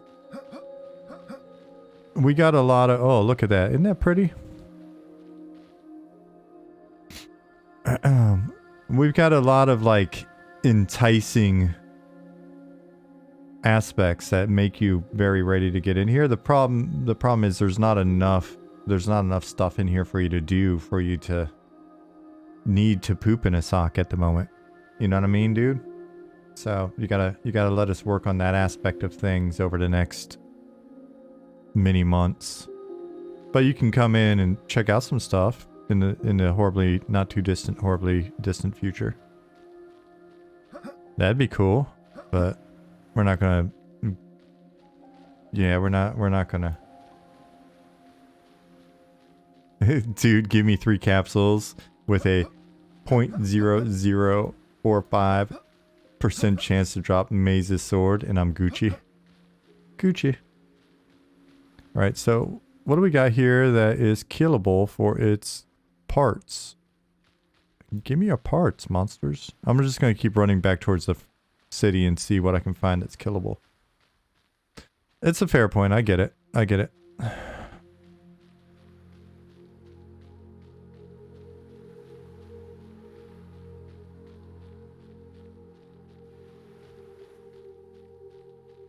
lot of snakes, a lot of poison. Me, without poison resist or cure poison. I estimate your level of grindism. Just really want to break this game wide open and see where Ali missed. Oh, I know. I know. I've got the feeling that you will be a very big help on that front.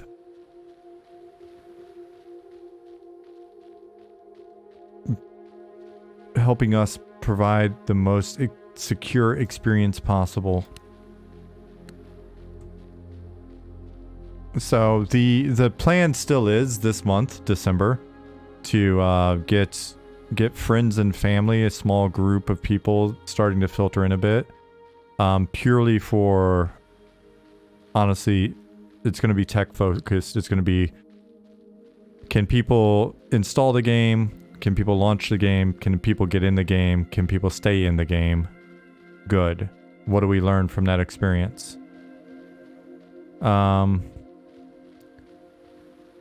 Just running along the dunes. I like this. This is nice. This is nice. I think we need a little more NPC variety out here, though. But generally speaking, this is nice. Do whatever you can to be considered friend or family, and then after that, so here's the big challenge, right? Let's talk dev talk a little bit. We're very open with you guys. We played a game, showed a game, blah blah blah. Since the beginning, you know the drill. The desire to have people like be able to come in and play for a couple hours here and there with us, or you know, screw around with some stuff or whatever. It's really big. But the challenge is this: we are still very early in the process, right? Like, to folks that have been watching it since it was like a flat thing in Blender and some capsules, maybe it feels like, oh, it's coming along really well, and it is, but we're super early. And so then the challenge is, the more we start getting people in, the more it becomes, you know, it has the ability to start to disrupt the development process and make us reactive and make us start to like build consensus in weird ways, right? Because depending on who actually made it in that day and their feedback, if that aligns with some people, you know, some people's notions of where things should go, then, hey, these 5 people also said that we need to do this. On the flip side, if it's, you know, if it's kind of counter to, or if it's feedback that's counter to what the team's kind of been looking at, it's like, oh, we really want to try this out. And it's immediately like, well, but what, oh, this isn't good, or blah, blah, blah. And we're lacking like multiple systems to support that thing. The reason why the experience isn't right is it's an incomplete experience. And then we start wasting our time having these conversations about, well, in the last playtest, like 10 people didn't like X. Well, X is nowhere near complete. Well, should we even be doing X? We don't need to waste our time on that shit. Like, we just don't. My benefits from aerial NPCs like vultures or some desert birds. Moises, that's a great observation, right? Because that we don't see any.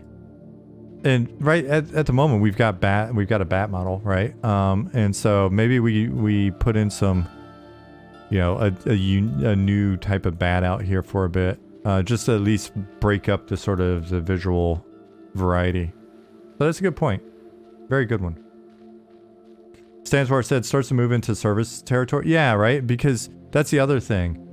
It's, you know, then how much of our focus is like responding, and what we want to do is we want to test the technical aspects of getting people in and playing, and have that option available to us, so that if we're just like bullshitting one day and we're like, hey man, it's been a rad week, everybody's been hanging out and having a lot of fun in chat, you know what, we're gonna open the servers for an hour or whatever, 2 hours. Let's just come in and bullshit around. Keep in mind that if you file a bug, all we're gonna do is just see that the bug filing system works. Or, hey, file bugs all you want, and we may look at them and blah, blah, blah, and see how that sort of goes against what we've got.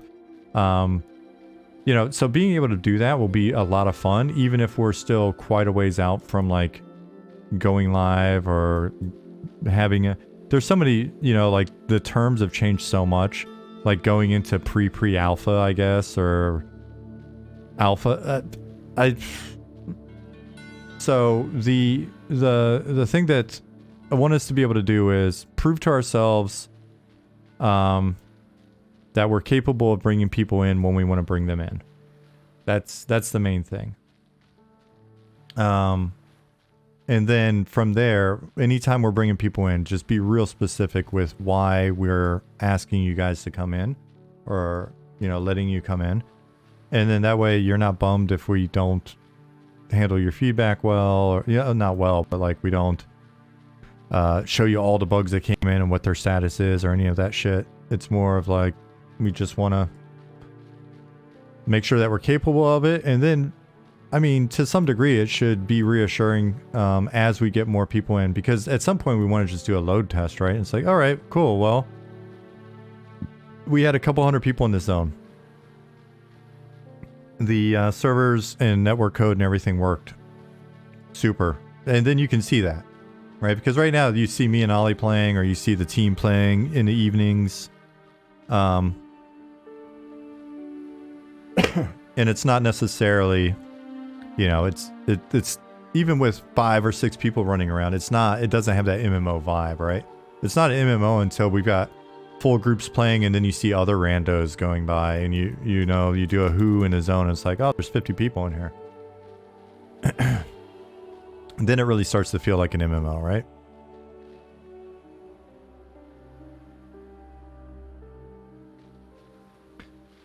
Cody Caffeine said, that's the beauty of the way you're doing this. At this point, nobody's invested, so there shouldn't be any expectations. Yeah, I mean, that's I guess the big benefit of doing it, right? You know, is it hard not allowing for donations or taking cash in some form? Absolutely. And right, because the thing that I look at, you know, is the balance of if we took cash, would it be enough cash to really make a difference to the team, right? Or have we then started taking cash and it's not, we don't get enough for it to make a big difference, right? It's not like we can do massive outsourcing, or we can't bring any of the team on full time because we're not, you know, getting that much in. And then, oh shit, I had my torch lit the whole time. And then on top of that, now we've taken cash and the expectations change, you know, so that's been an interesting balance. But on the flip side, if we don't ever provide that opportunity, we don't have a good understanding of whether or not that would be the case, right? So it's so where do we default for now? We basically just default at you know, just continuing to do things the way that we do them. Stream, show you guys. We'll try to get you guys in. And, and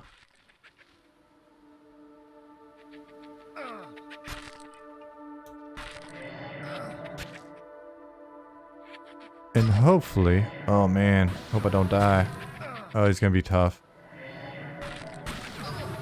I'm already at the... I mean, at level 6. Taking on Even Khan.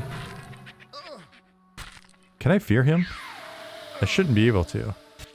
Good. I got interrupted anyways. Alright, so I'm about to get killed. I'm about to get killed.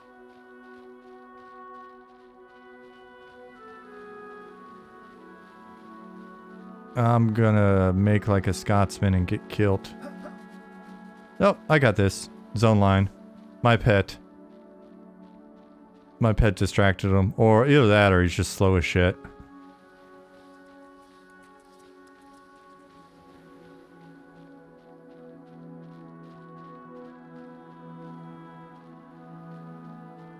Yep, I'm not gonna goof around with that one. Hope mobs aren't that slow forever. No, I agree. I should not be outrunning him that well. But did I forget what I started with. Did I hit him with swirling shadows straight out the gate? Let's roll up. Noxious deluge. Nope. I didn't. So he shouldn't have been. I don't see that I did.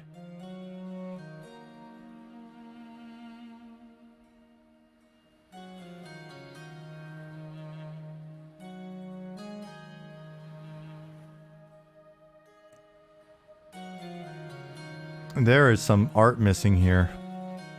Yeah, something broke. Let me camp. And this is what Pattis was talking about earlier.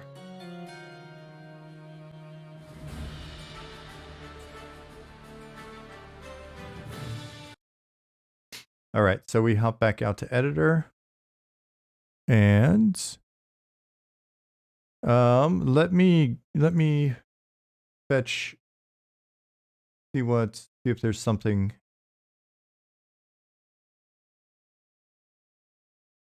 that I need to, yep, got the pull going on.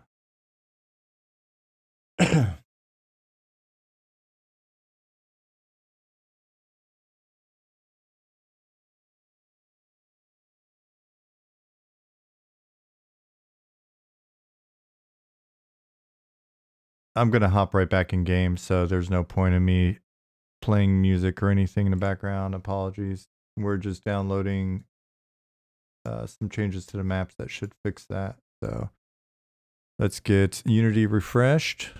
For those of you that weren't around on Tuesday, haven't been around in a bit, let's just do it real quick. Actually, I can do that while we're in and listen to music. I realized yesterday evening I was working. I was like, I don't know, I was like in the database or writing some. Oh no, I was working on the update, the monthly update, which needs to come out in the next day or two. I'm still waiting for some things from a few people. But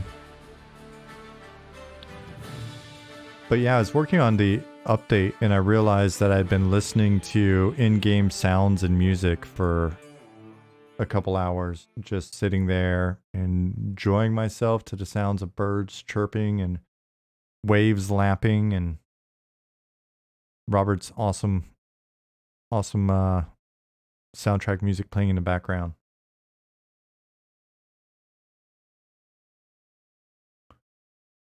All right. Warm Krispy Kreme donuts should be illegal. Yeah, I mean, if we're going to go that route with laws and stuff, you know.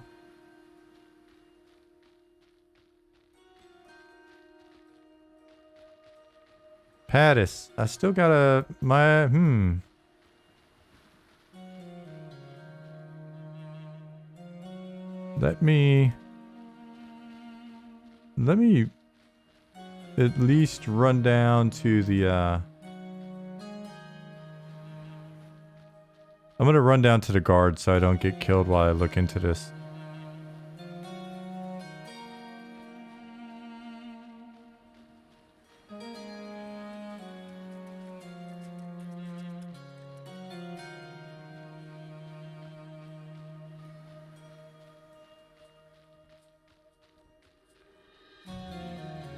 Because it's the same geo missing for me on my end. I've run into issues in the past. Yeah, I'm gonna check it real quick when I get somewhere safe. I'm gonna just go over to scene view, and if that doesn't work, then we'll hop out and just checking an editor. I've run into issues in the past where I've actually had to shut down the editor and then start it back. Yep, see? Start it back up to see certain fixes, and I don't know why. Alright, so scene view is missing like tons of stuff. So let's go ahead and hop out. We'll go to Night Harbor.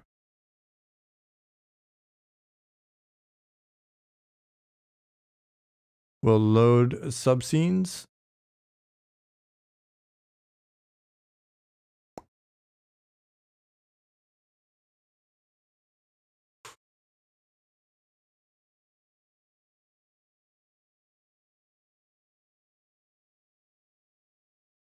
Man, this yeah, it's there. The plot thickens.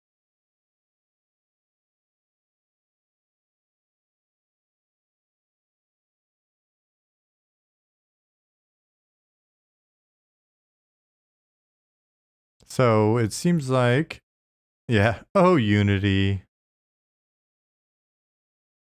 You laugh, man. Every editor's got so many of its own gremlins and goblins and stuff. Guy I know that does some really sophisticated stuff. He works in whatever engine. But there are a lot of times where he's like, it'd just be easier to write my own engine for this. You know, there's so many things that he does because he does like crazy graphic stuff and a lot of like projection mapping installations and weird 3D or weird VR shit. And yeah, he's like, all right, I can make my own editor for this. I don't want to screw with either one of them. So what I'm going to do is I'm going to start some music in a second here. Go to our channel. That nice year 2 retrospective pops up. What I'm going to do. Congratulations, by the way, Mandrake Farms, 502 subscribers, 71 videos. That's pretty dope. That's Keith's channel that he had before he got on the team, where he makes nice little shortened videos out of some of these big, long-ass rambling streams that I do and others do. Let's see. Let's go to playlist. We'll go to music.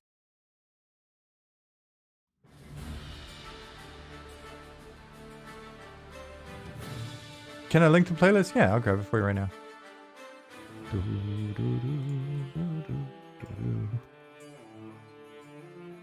Usually, anytime I say that, somebody beats me to it, but here you go. That is our original soundtrack. All right, so one thing that I guess I could do, what I'm going to do is I'm going to fly around and show you some new stuff. And then I will kill the editor and come back and see if that fixes it. So for now, let's look around at some of what's... I always want to say Simon instead of Baloo, but Pattis and Baloo have been working on. So Pattis has been fleshing out the garrison and the Steel Talons like guild area. So we have some trebuchets.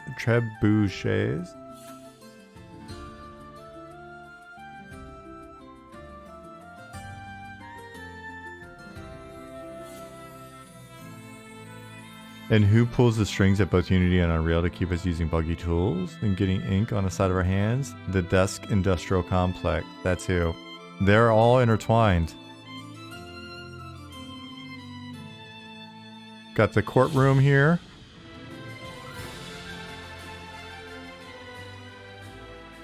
I'm just gonna fly through walls.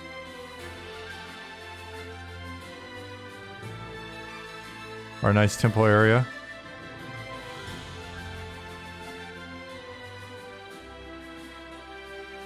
Oh, nice.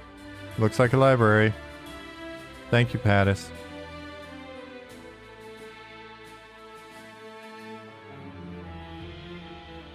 Perfect. That'll be easy to get to as well. Do we have a jail up in here? We do. All right, Maze. I'll be around for another, I'll be around for another 30 minutes or so. We got some barracks. Oh, so this whole thing is an in-city XP spot. But we have a jail, courtroom. Yeah, the banners are new. Damn it, where is the jail? I usually wind up finding the jail before I find anything else. It's so big in here, and I'm not just running around, so it's even harder. I thought the jail was basically if we go this away. Pattis can tell us.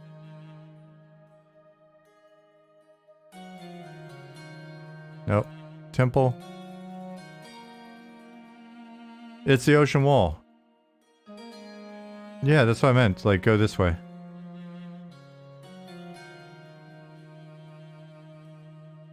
No. No? Here. Okay.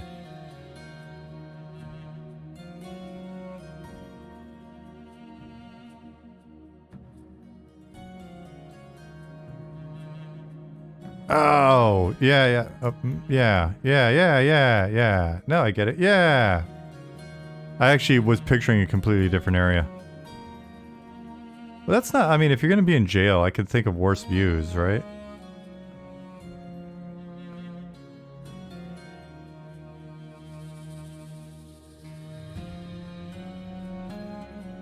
Lots of jail cells. Night Harbor don't play no shit. Break the law, you're going to jail. What did he do? To jail. What about to jail? Straight to jail. What do the bars taste like? Well, you get yourself in jail and you can check it out. You'll find out firsthand.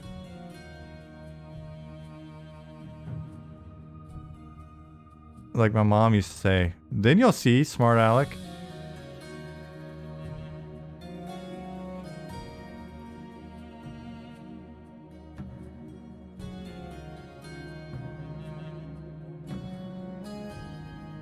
We'll have to get some NPCs up in here, some MPs.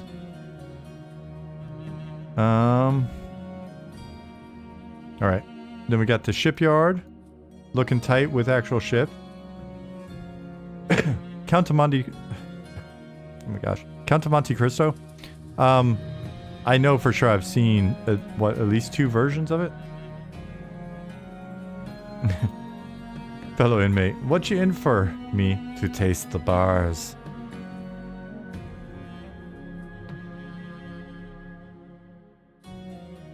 You should make some of those functional cat rooms so we can come here and laugh at muted players who did bad things.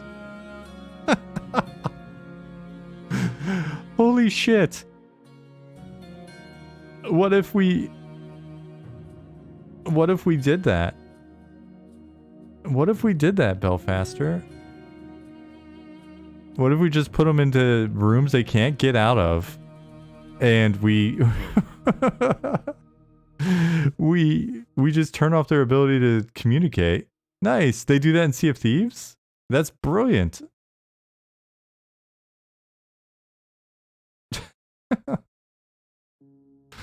Oh my god, that's great. I really do like that idea as well. I don't think that's a bad idea. Speed hacking? That's jailing. Unexpectedly teleported? Straight to jail. You used what word? To jail. Oh my god. And then they can log into their character. It'll be these as well. They can log into their character. They can see other people having fun. Yeah, so I know there are in-game jails in games that are like part of the gameplay. But I didn't realize that some games, if they are, some games are using jails for actual dipshits. So Simon's been rocking away at this as well. Man, seeing this boat now, I can't wait till we get the boat fixed again.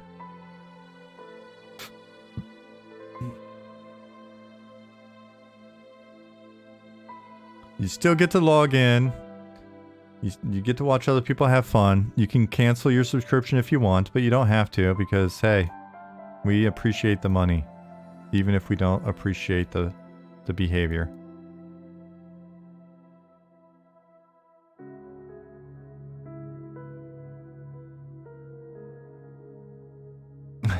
In jail for duping items, I hope you can do toilet paper. That's the only role you're gonna get. I appreciate that joke. I didn't deliver it as well as you would have, because I'm already tired.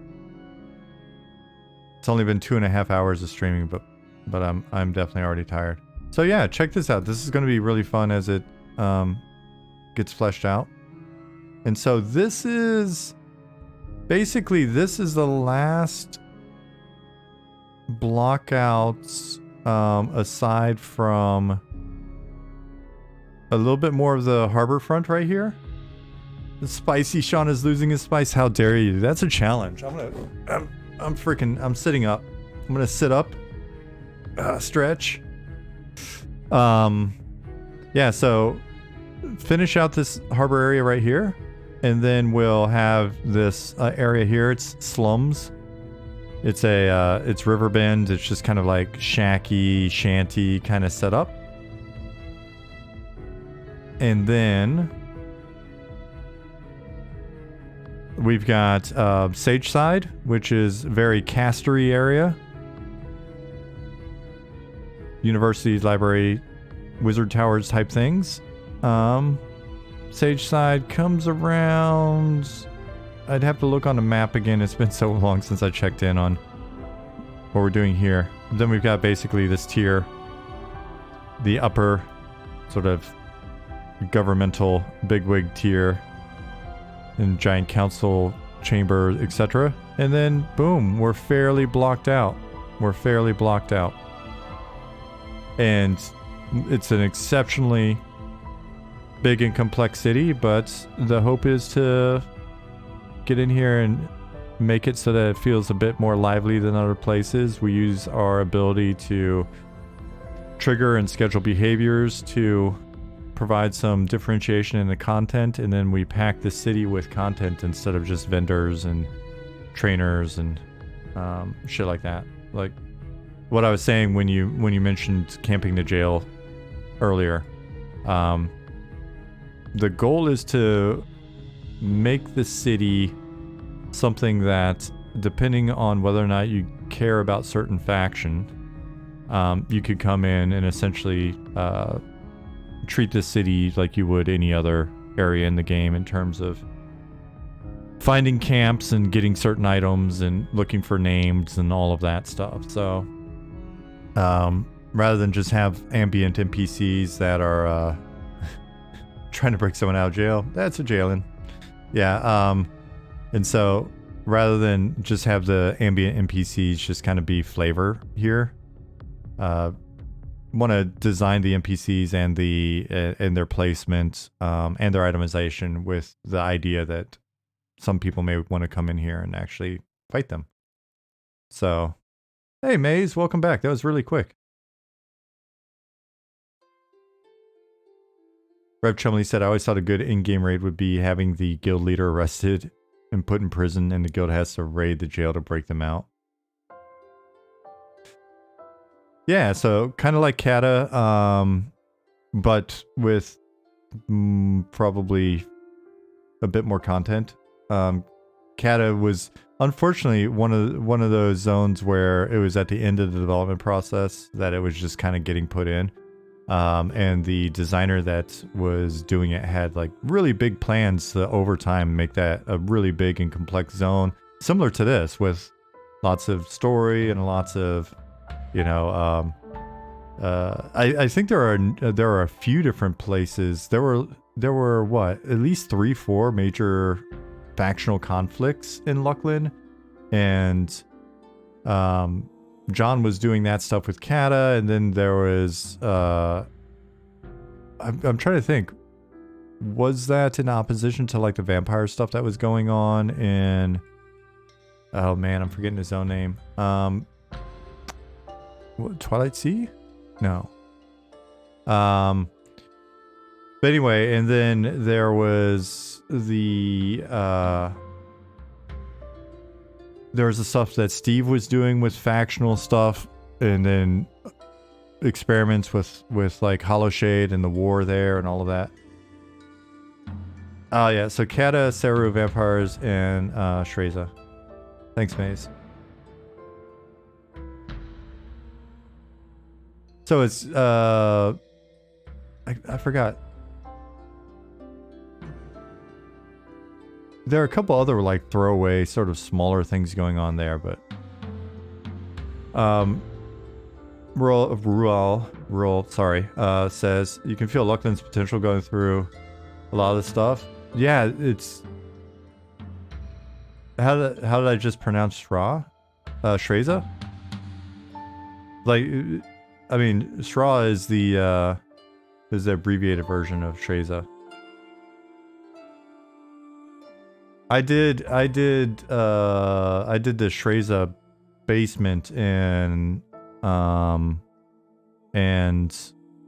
Ryan and what, dude, I space on everything when I'm streaming, I apologize.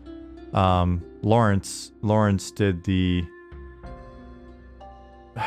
upstairs, like Imp and the High Priest and shit.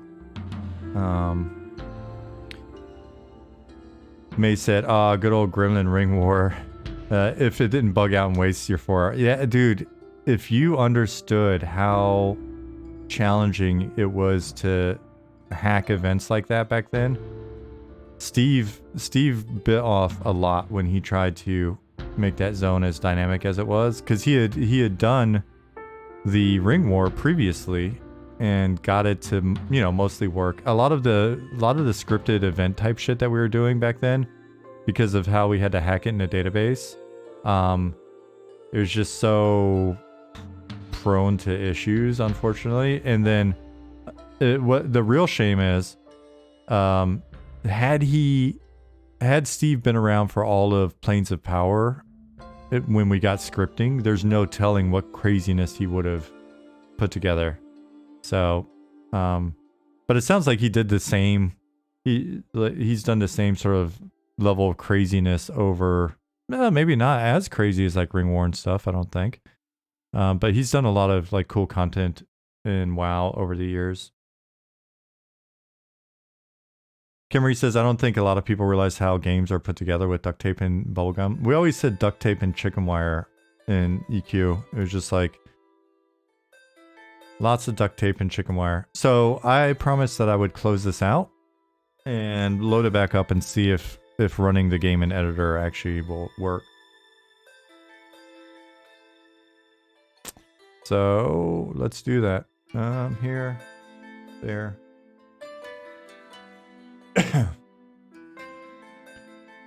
Yeah, if the guys had had another year to just work on Luckland, there's so much stuff they all wanted to do. But if they had also had another year to work on Luckland, I might not have gotten my job. So, is what it is. I was actually very fortunate that they were so behind the curve and rushed. Otherwise, they wouldn't have grabbed all of us from customer service.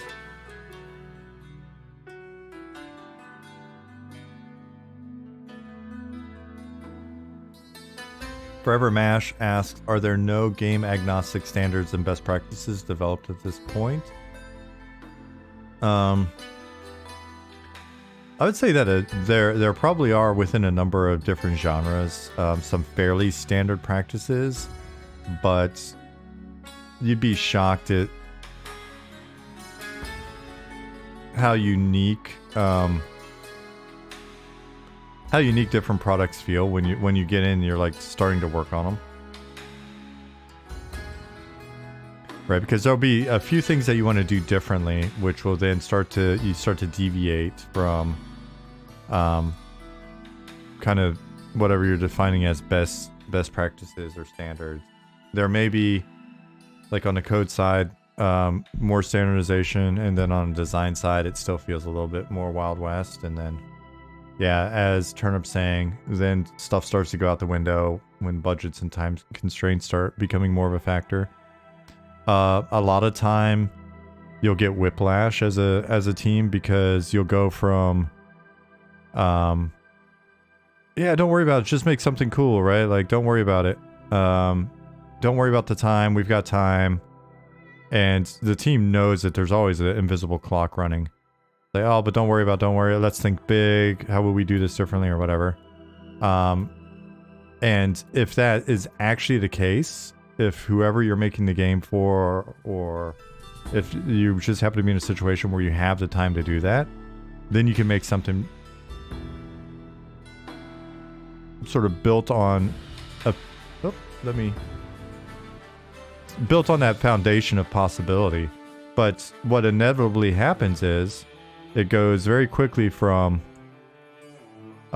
hey, we've got time and we've got a certain like flow and the team's got a certain way of working, and then all of a sudden, hey, actually we need to get this shit done in whatever the deadline is. And so wherever you were and kind of figuring out what it was going to be, all of a sudden there's an acceleration there that what I've seen is, if you're working on tools, okay, well, you go to war with the tools that you have, and then you kind of update as you go. If you had concepts, we were trying this concept and that concept and this other concept. and we weren't sure, or we were playing around with some different things, and it's like, oh shit, it's go time. All right, let's just kind of grab the best thing we have. At least in my experience, I've seen that happen with a number of games where it really is this like, one day sky's the limit. Next day, you really got to get this shit done in 6 months or 11 months or whatever. And then inevitably what happens is you hit the 6 months or you hit the 11-month period, and the company's like, oh man, well, it's coming together, but it clearly needs more time. You get 6 more months, or you get another X amount of time. But what that is you're just kind of like reacting, right? And it's hard on the team because it's like, oh, we had all these big ideas, but now we're just having to drive forward with, you know, what we have. And then, oh shit, we're really pushing hard to hit this deadline. Oh my gosh, we're not going to make it. And you get kind of demoralized or whatever. And then it's like, oh, don't worry, we got 6 more months, but now we got to really push hard. And so it's just, but it's not really this process of from the onset, hey, we're gonna, you know, take X amount of time, we're gonna figure it out, and we hit that goal. And then with expansions on EQ, we were able to do expansions relatively fast. Good morning, Cindercroft. Because we were working in a relatively known context for a while. We introduced some big things, but we stabilized them and figured it out pretty quickly. We clearly didn't make all the best decisions, right? We talk about that all the time. So it's not like maybe, but even if we had more time, maybe we wouldn't have made any better decision. See if I actually get in. And yeah, so, but on the flip side, you've got, you know, if you've read the John Stats, if you've read the John Stats WoW Diary, you can kind of see the old like Blizzard idea of, all right, well, let's make something good, often pretty derivative, but let's make something good, and then we take the time we need to get it to an acceptable point. You know, there are still those like the herky-jerky sort of deadlines and things like that mentioned in there, but the idea of just sort of being able to take your time and make something that you feel represents the intent that you were shooting for, it's a rare opportunity, and that's something we talk about on the team, you know, a fair bit. Like, full disclosure, that comes up pretty regularly in discussion, is, you know, the fact that we have to be on the same page with regards to our outlook for when the game is going to be done. Otherwise, you know, that creates a tension as well, right? Because essentially, there's always a deadline. Like, there's a limit to your patience in waiting on the game. There's a limit to the team, especially since they're volunteers. You know, the team needs to feel like we're making progress. You guys need to feel like we're making progress.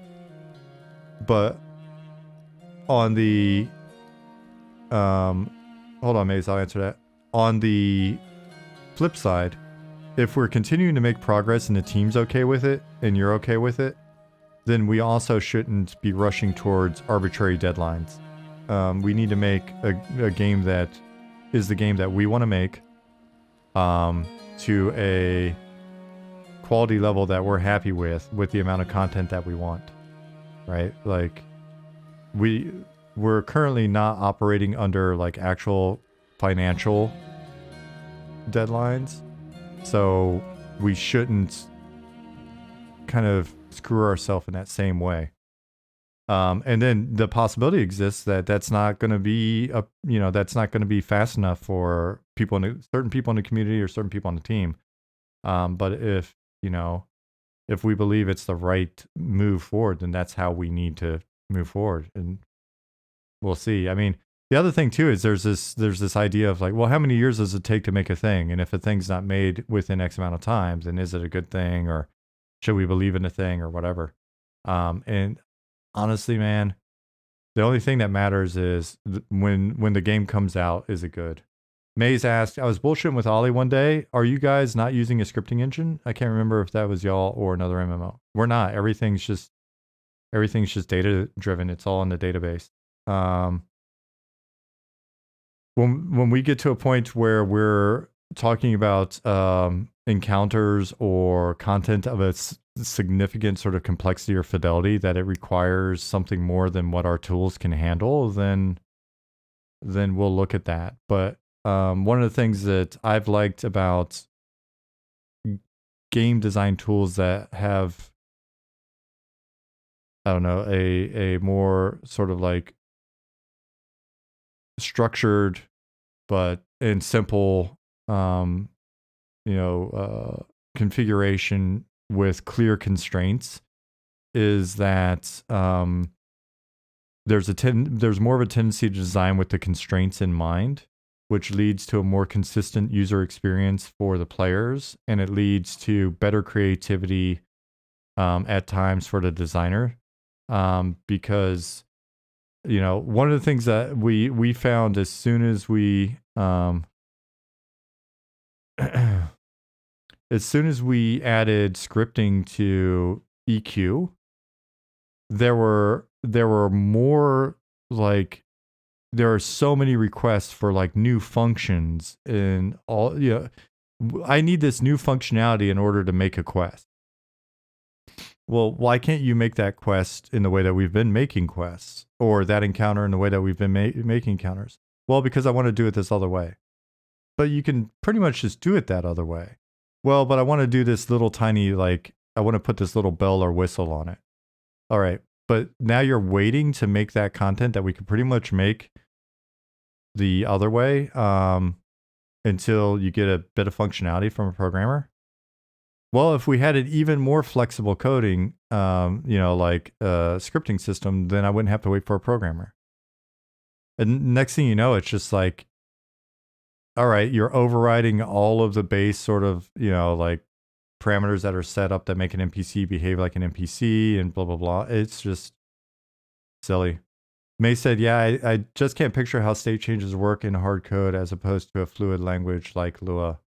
I mean, when you're looking at state changes, I guess the context would be really important. For me, at least, though, I'm also just I'm a trained monkey. I'm one of the million monkeys you would put in front of a typewriter and then hope that they actually create something worth reading. And so a lot of when it comes to like technical implementation, a lot of that to me is just sort of muscle memory. It can get messy when everyone doesn't have the same goals for a game. That is one of the bigger challenges in making games. People need to be on the same page.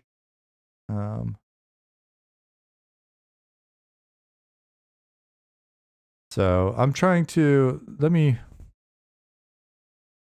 and for a lot of the just sort of simple behavior changes and stuff like that.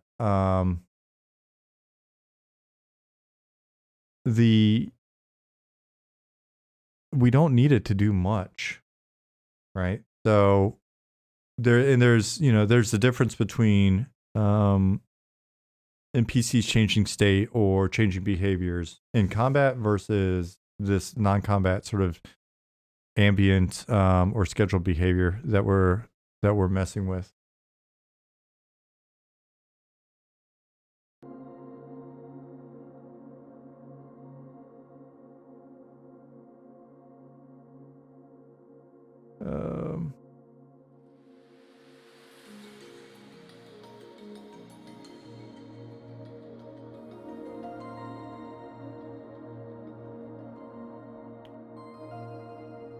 Stansworth said, yeah, vision gets a bad rap from people, but lack of vision is disastrous for a project. Yeah, or just having multiple visions, competing visions in a project can, at some point, that just got to get resolved. Let me see if I go to Night Harbor. Well, I mean, and vision can be an evolving thing. Vision can be relatively loose. Vision doesn't mean you know all the details. Essentially, you've got a north star that you're pointing to, and then the fun is navigating around the obstacles on the way. Using that north star.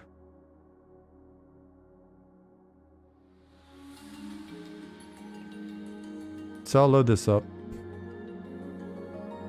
So I've seen well, actually, I'll say it this way. I've been on a project where essentially everything was scripted. So encounter tables were scripted, NPC drop tables were scripted.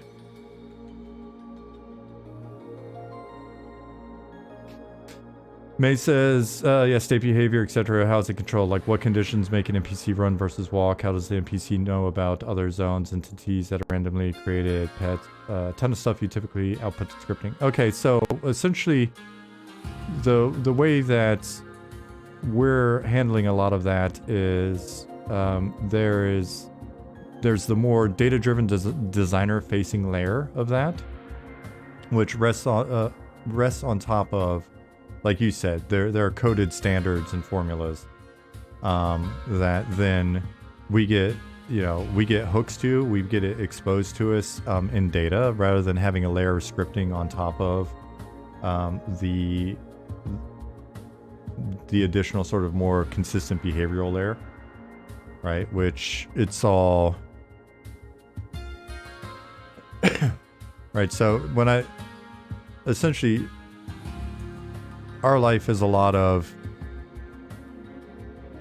relatively straightforward data access, right? So we've got a bunch exposed to us in terms of things that we can screw with. Abilities, NPC creation, all of this sort of like related NPC behaviors, whether it be a merchant and then merchant table setup and merchant, we've divided that into specific attributes that we can modify both on the buy and the sell side. NPCs, just a collection of attributes that we modify some of, but for the most part don't modify a ton of, right? And then the other behavior, if we feel that something's off, then we get with Ali and he can modify that behavior rather than us, coming in and modifying an individual like NPC. Like the skeleton we were just looking at and saying, oh man, that felt kind of slow. Well, if we feel that, then fortunately, it's not like we're throwing it over the fence to tech. Ali is an integrated part of, right? Like our tech and design are one blob. And so the amount of, like the number of attributes and parameters that we have exposed to us give us, a ton to work with to make what we've agreed upon is like the foundation that feels, how do I explain this? The formulas and other sort of consistent, attributes or the layer that is the base of the game are things that if it doesn't feel right, then we provide that feedback, we iterate, and then that feels good. We're working on the layer above that doesn't require us to go in and actually have to do that ourselves.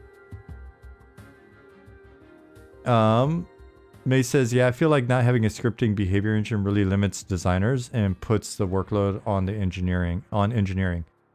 So, but this goes back to what I was saying with regards to, at some point, there being a limit to designers isn't necessarily a bad thing if that limit isn't, debilitating or isn't too limiting.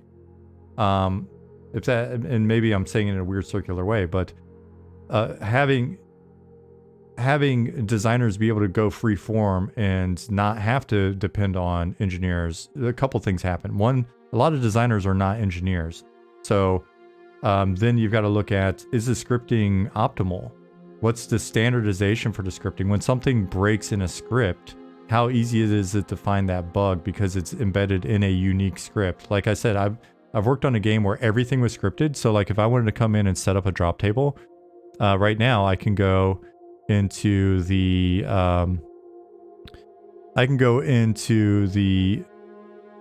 where is it? Loot item table and set up basically the item table. I can associate it with an NPC and I know what's dropping.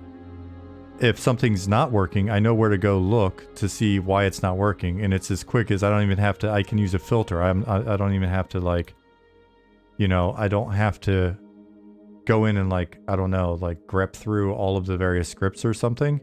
And so boom, all right, this thing's actually dropping too fast. It's that quick to find, and it's relatively standardized. And so when it's in a script, one of the problems with it not working in the first place is the script was just shitty or inconsistent or, you know, like, and so the workload that we put on the engineers is typically in addressing sort of the core systems design, formula issues, or the need for specific tooling that we don't have yet. And so in Ollie, you know, I can mention, hey, there's a NPC here, let me load it up. There's something I need an NPC to be able to do, and I've thought about it enough to justify that or realize that it's not just a random like edge case. This is something we want to do pretty consistently. And so harbor enable, and so Ollie will pop in and like 15 minutes later I'll just get latest and I'll actually have this piece now that I can use as shitload, and we're good to go. And so I've seen like very open tooling, script-based tooling, etc. And I've seen interesting, and I've seen pretty limited systems. And I would say that I personally feel like I've seen better work and value from more constrained systems. See you, Belfaster. So I was just gonna show this off like really quick. It's pretty simple behavior, and this is something we were talking about earlier. And I may look into Slack and find that the response to my write-up on this in terms of how you do it is like, hey, don't do that anymore. But for me, doing something, and the other thing too is like, if you've got tools, if you've got tools that are kind of like this Fisher Price or Lego sort of building blocks, it's really easy for me to like know what pieces I've got and sort of work with more on the logic than having to learn how to script. You know, I think the closest thing, because I'm not super technical. I mean, I've you know, worked in like JavaScript and shit in the past, but that's about it, right? Like I haven't done anything in Lua and blah blah blah. Python. You know what I mean? Like I'm not a technical person. I just like to make cool shit. And so, but once I figure it out, you know, setting something up like these guys, when it's nighttime, they come out to the fire, they hang out. When it's daytime, they go back. And so that was the easy thing for us to play around with, you know, the tools that we have here and kind of see how that works. And it's all right. So I can set condition, or basically I can skip to different parts of the index depending on the conditions, and then make different loops within a given index. And so it's the behavior for an NPC is indexed commands that can either just be run linearly, like you just go, you know, in series, and then in this case, it starts when the NPC spawns. If it's nighttime when they spawn, they jump to index 2, and then they go through their go-tos, and then they essentially get put into a holding loop that's just checking to see whether or not it's daytime. And then once it's daytime, they go back home, right? And so It's really straightforward. How do we do quests?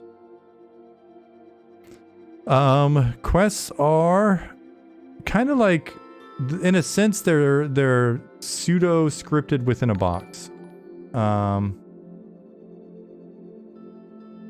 Kebab Skull, thank you for the raid. Welcome.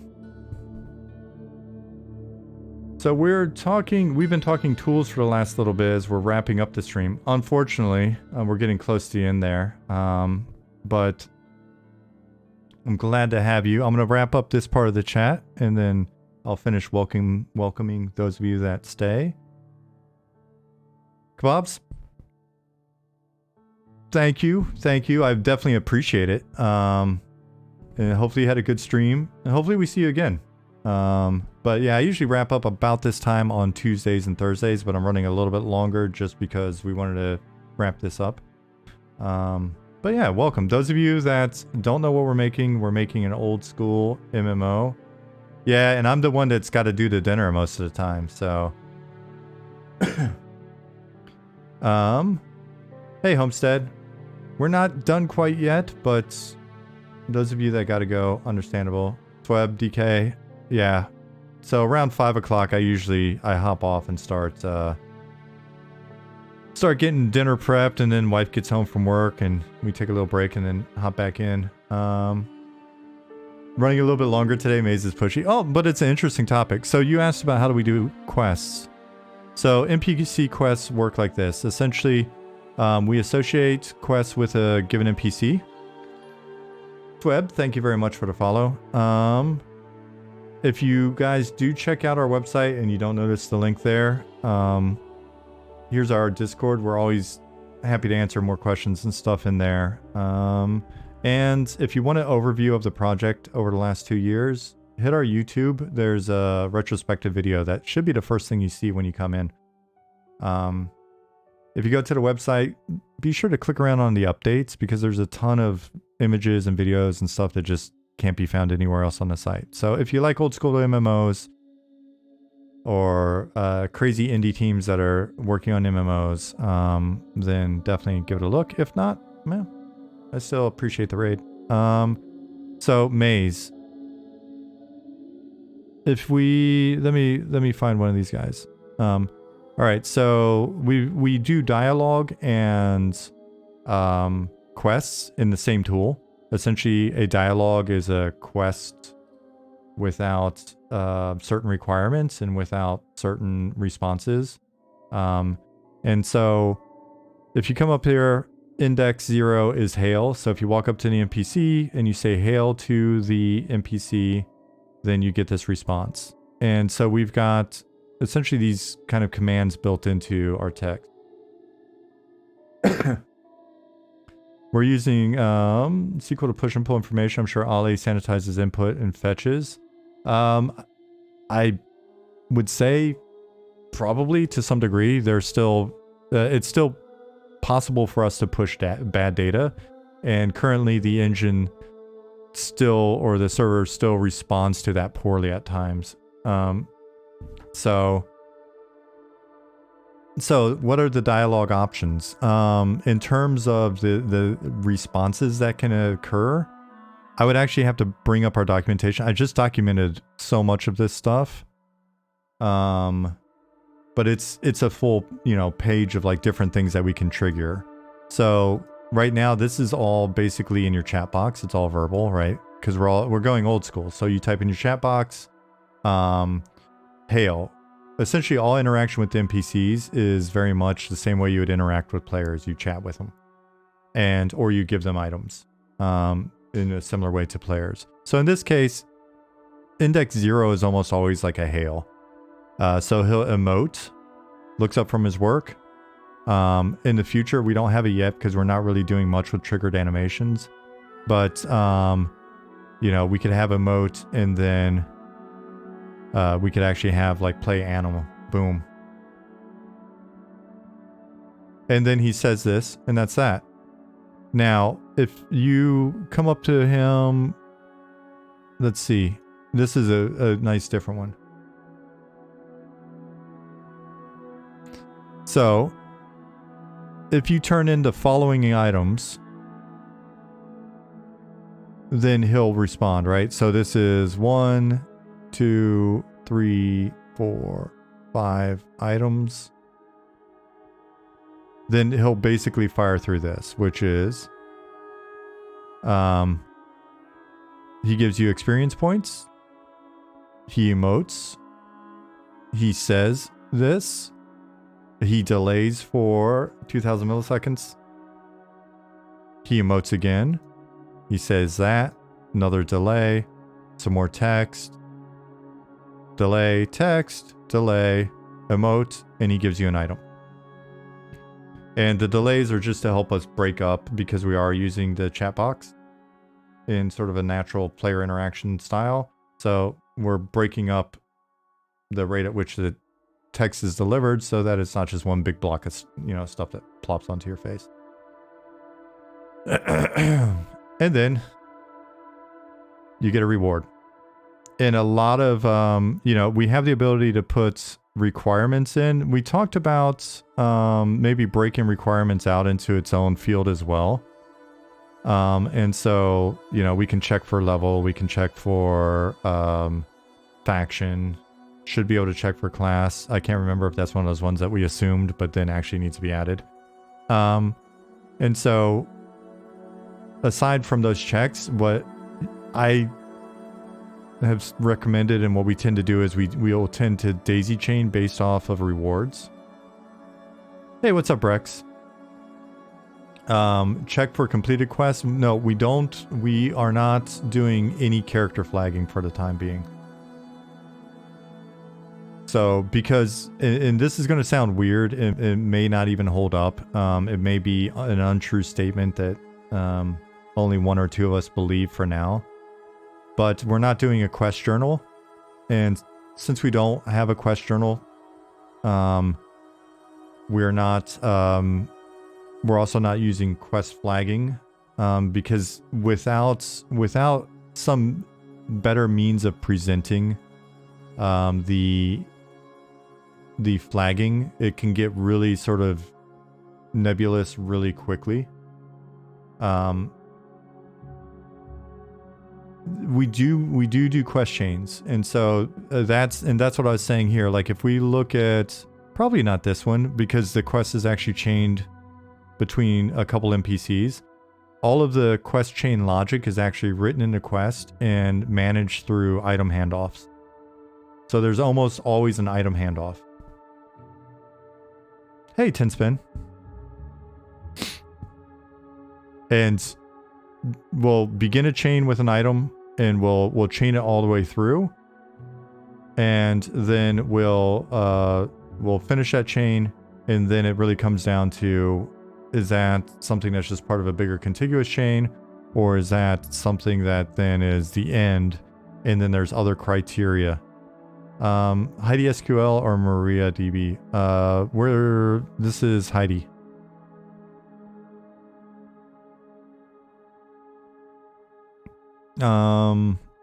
Yeah, so if that makes sense. Will it lead to like problems where at some point we're like, oh shit, you know, there's a reason why we stopped using this model 20 years ago? Yeah. Maybe. But for now it's been interesting. It creates it creates a different feel. Now, one of the things that you know, I'll do with an item if I'm doing a quest item is in the item description.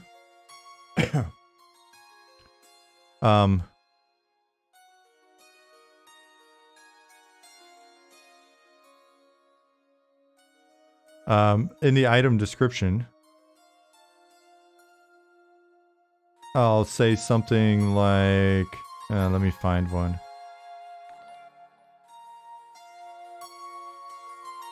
All right, so we'll see this. When you look at the item description, it'll say something like, Petra gave you this pouch to fill with the smuggler's healing herbs. Right? So if you've got the item that you need to be able to complete the quest in the first place, and you look at the item, you're going to have an idea of like, oh shit, I forgot why I have this item. And then once once it's ready to be turned in because you've filled it and then closed it and it turns into a new item, then you'll have Petra gave you this pouch to or sorry, the other one. There should be a full one up here.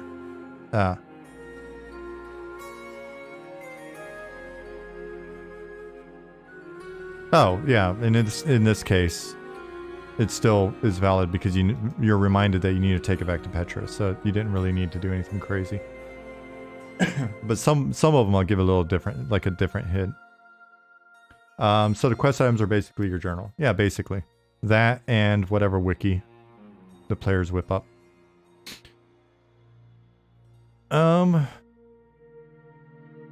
Yeah, so that's kind of that. Maze, I'm sure you've got like a billion.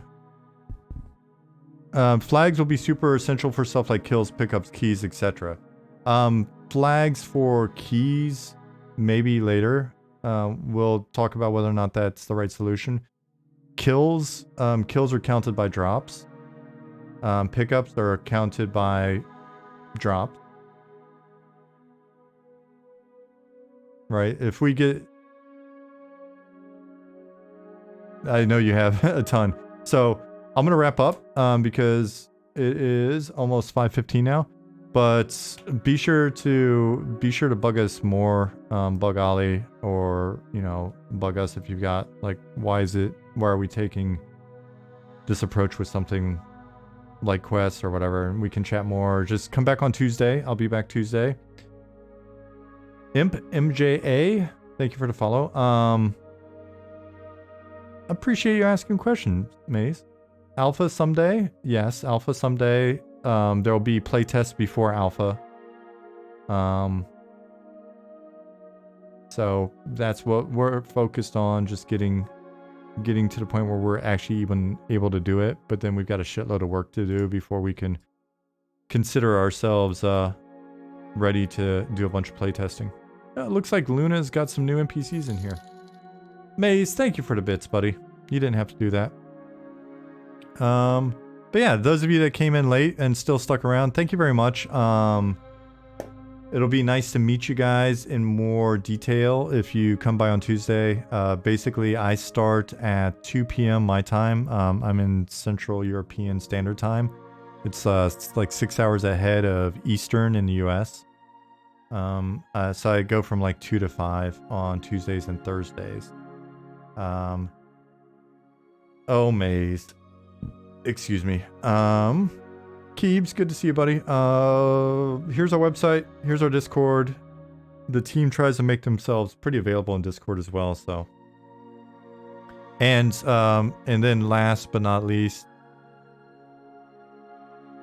mailing list. If you want to get on our mailing list, there's like 2,200 of you. Thank you. YouTube, if you want to watch, we post the raw VODs of this stuff up on YouTube. And then last but not least, other people stream in the evening in the US. So yeah, there you go. There's a ton of links. If you're not from around here, feel free to click on the links. They'll be there even after the stream ends. I'm gonna wrap up now. See you guys. Usually say goodbye for a minute to everybody, and then I get up out of here. Need to take my dog out. Bye Sakaj. Bye Pattis. Bye Chad Solo. Bye Big Al. Bye KP. Good to meet you today. Sup Toofs. I'll try. Beard? I was like bears. I don't know. I'm not very furry. Kimry, see you. John, see you, buddy. Angry Big Games, see ya. Little dog wants to go out. Oh, I gotta actually tell Jasmine to bring some food home for me to cook. Oh shit. Trevor, see you. Is that it? Are we wrapping up? Are we done here? Alright guys. Homestead, good to see you, buddy. Always happy to see you. I'll see you guys Tuesday. Same time as usual. If anything weird pops up, I'll mention it in Discord. If not, see you then. Have a great weekend. Sanzwar, see you. Bye.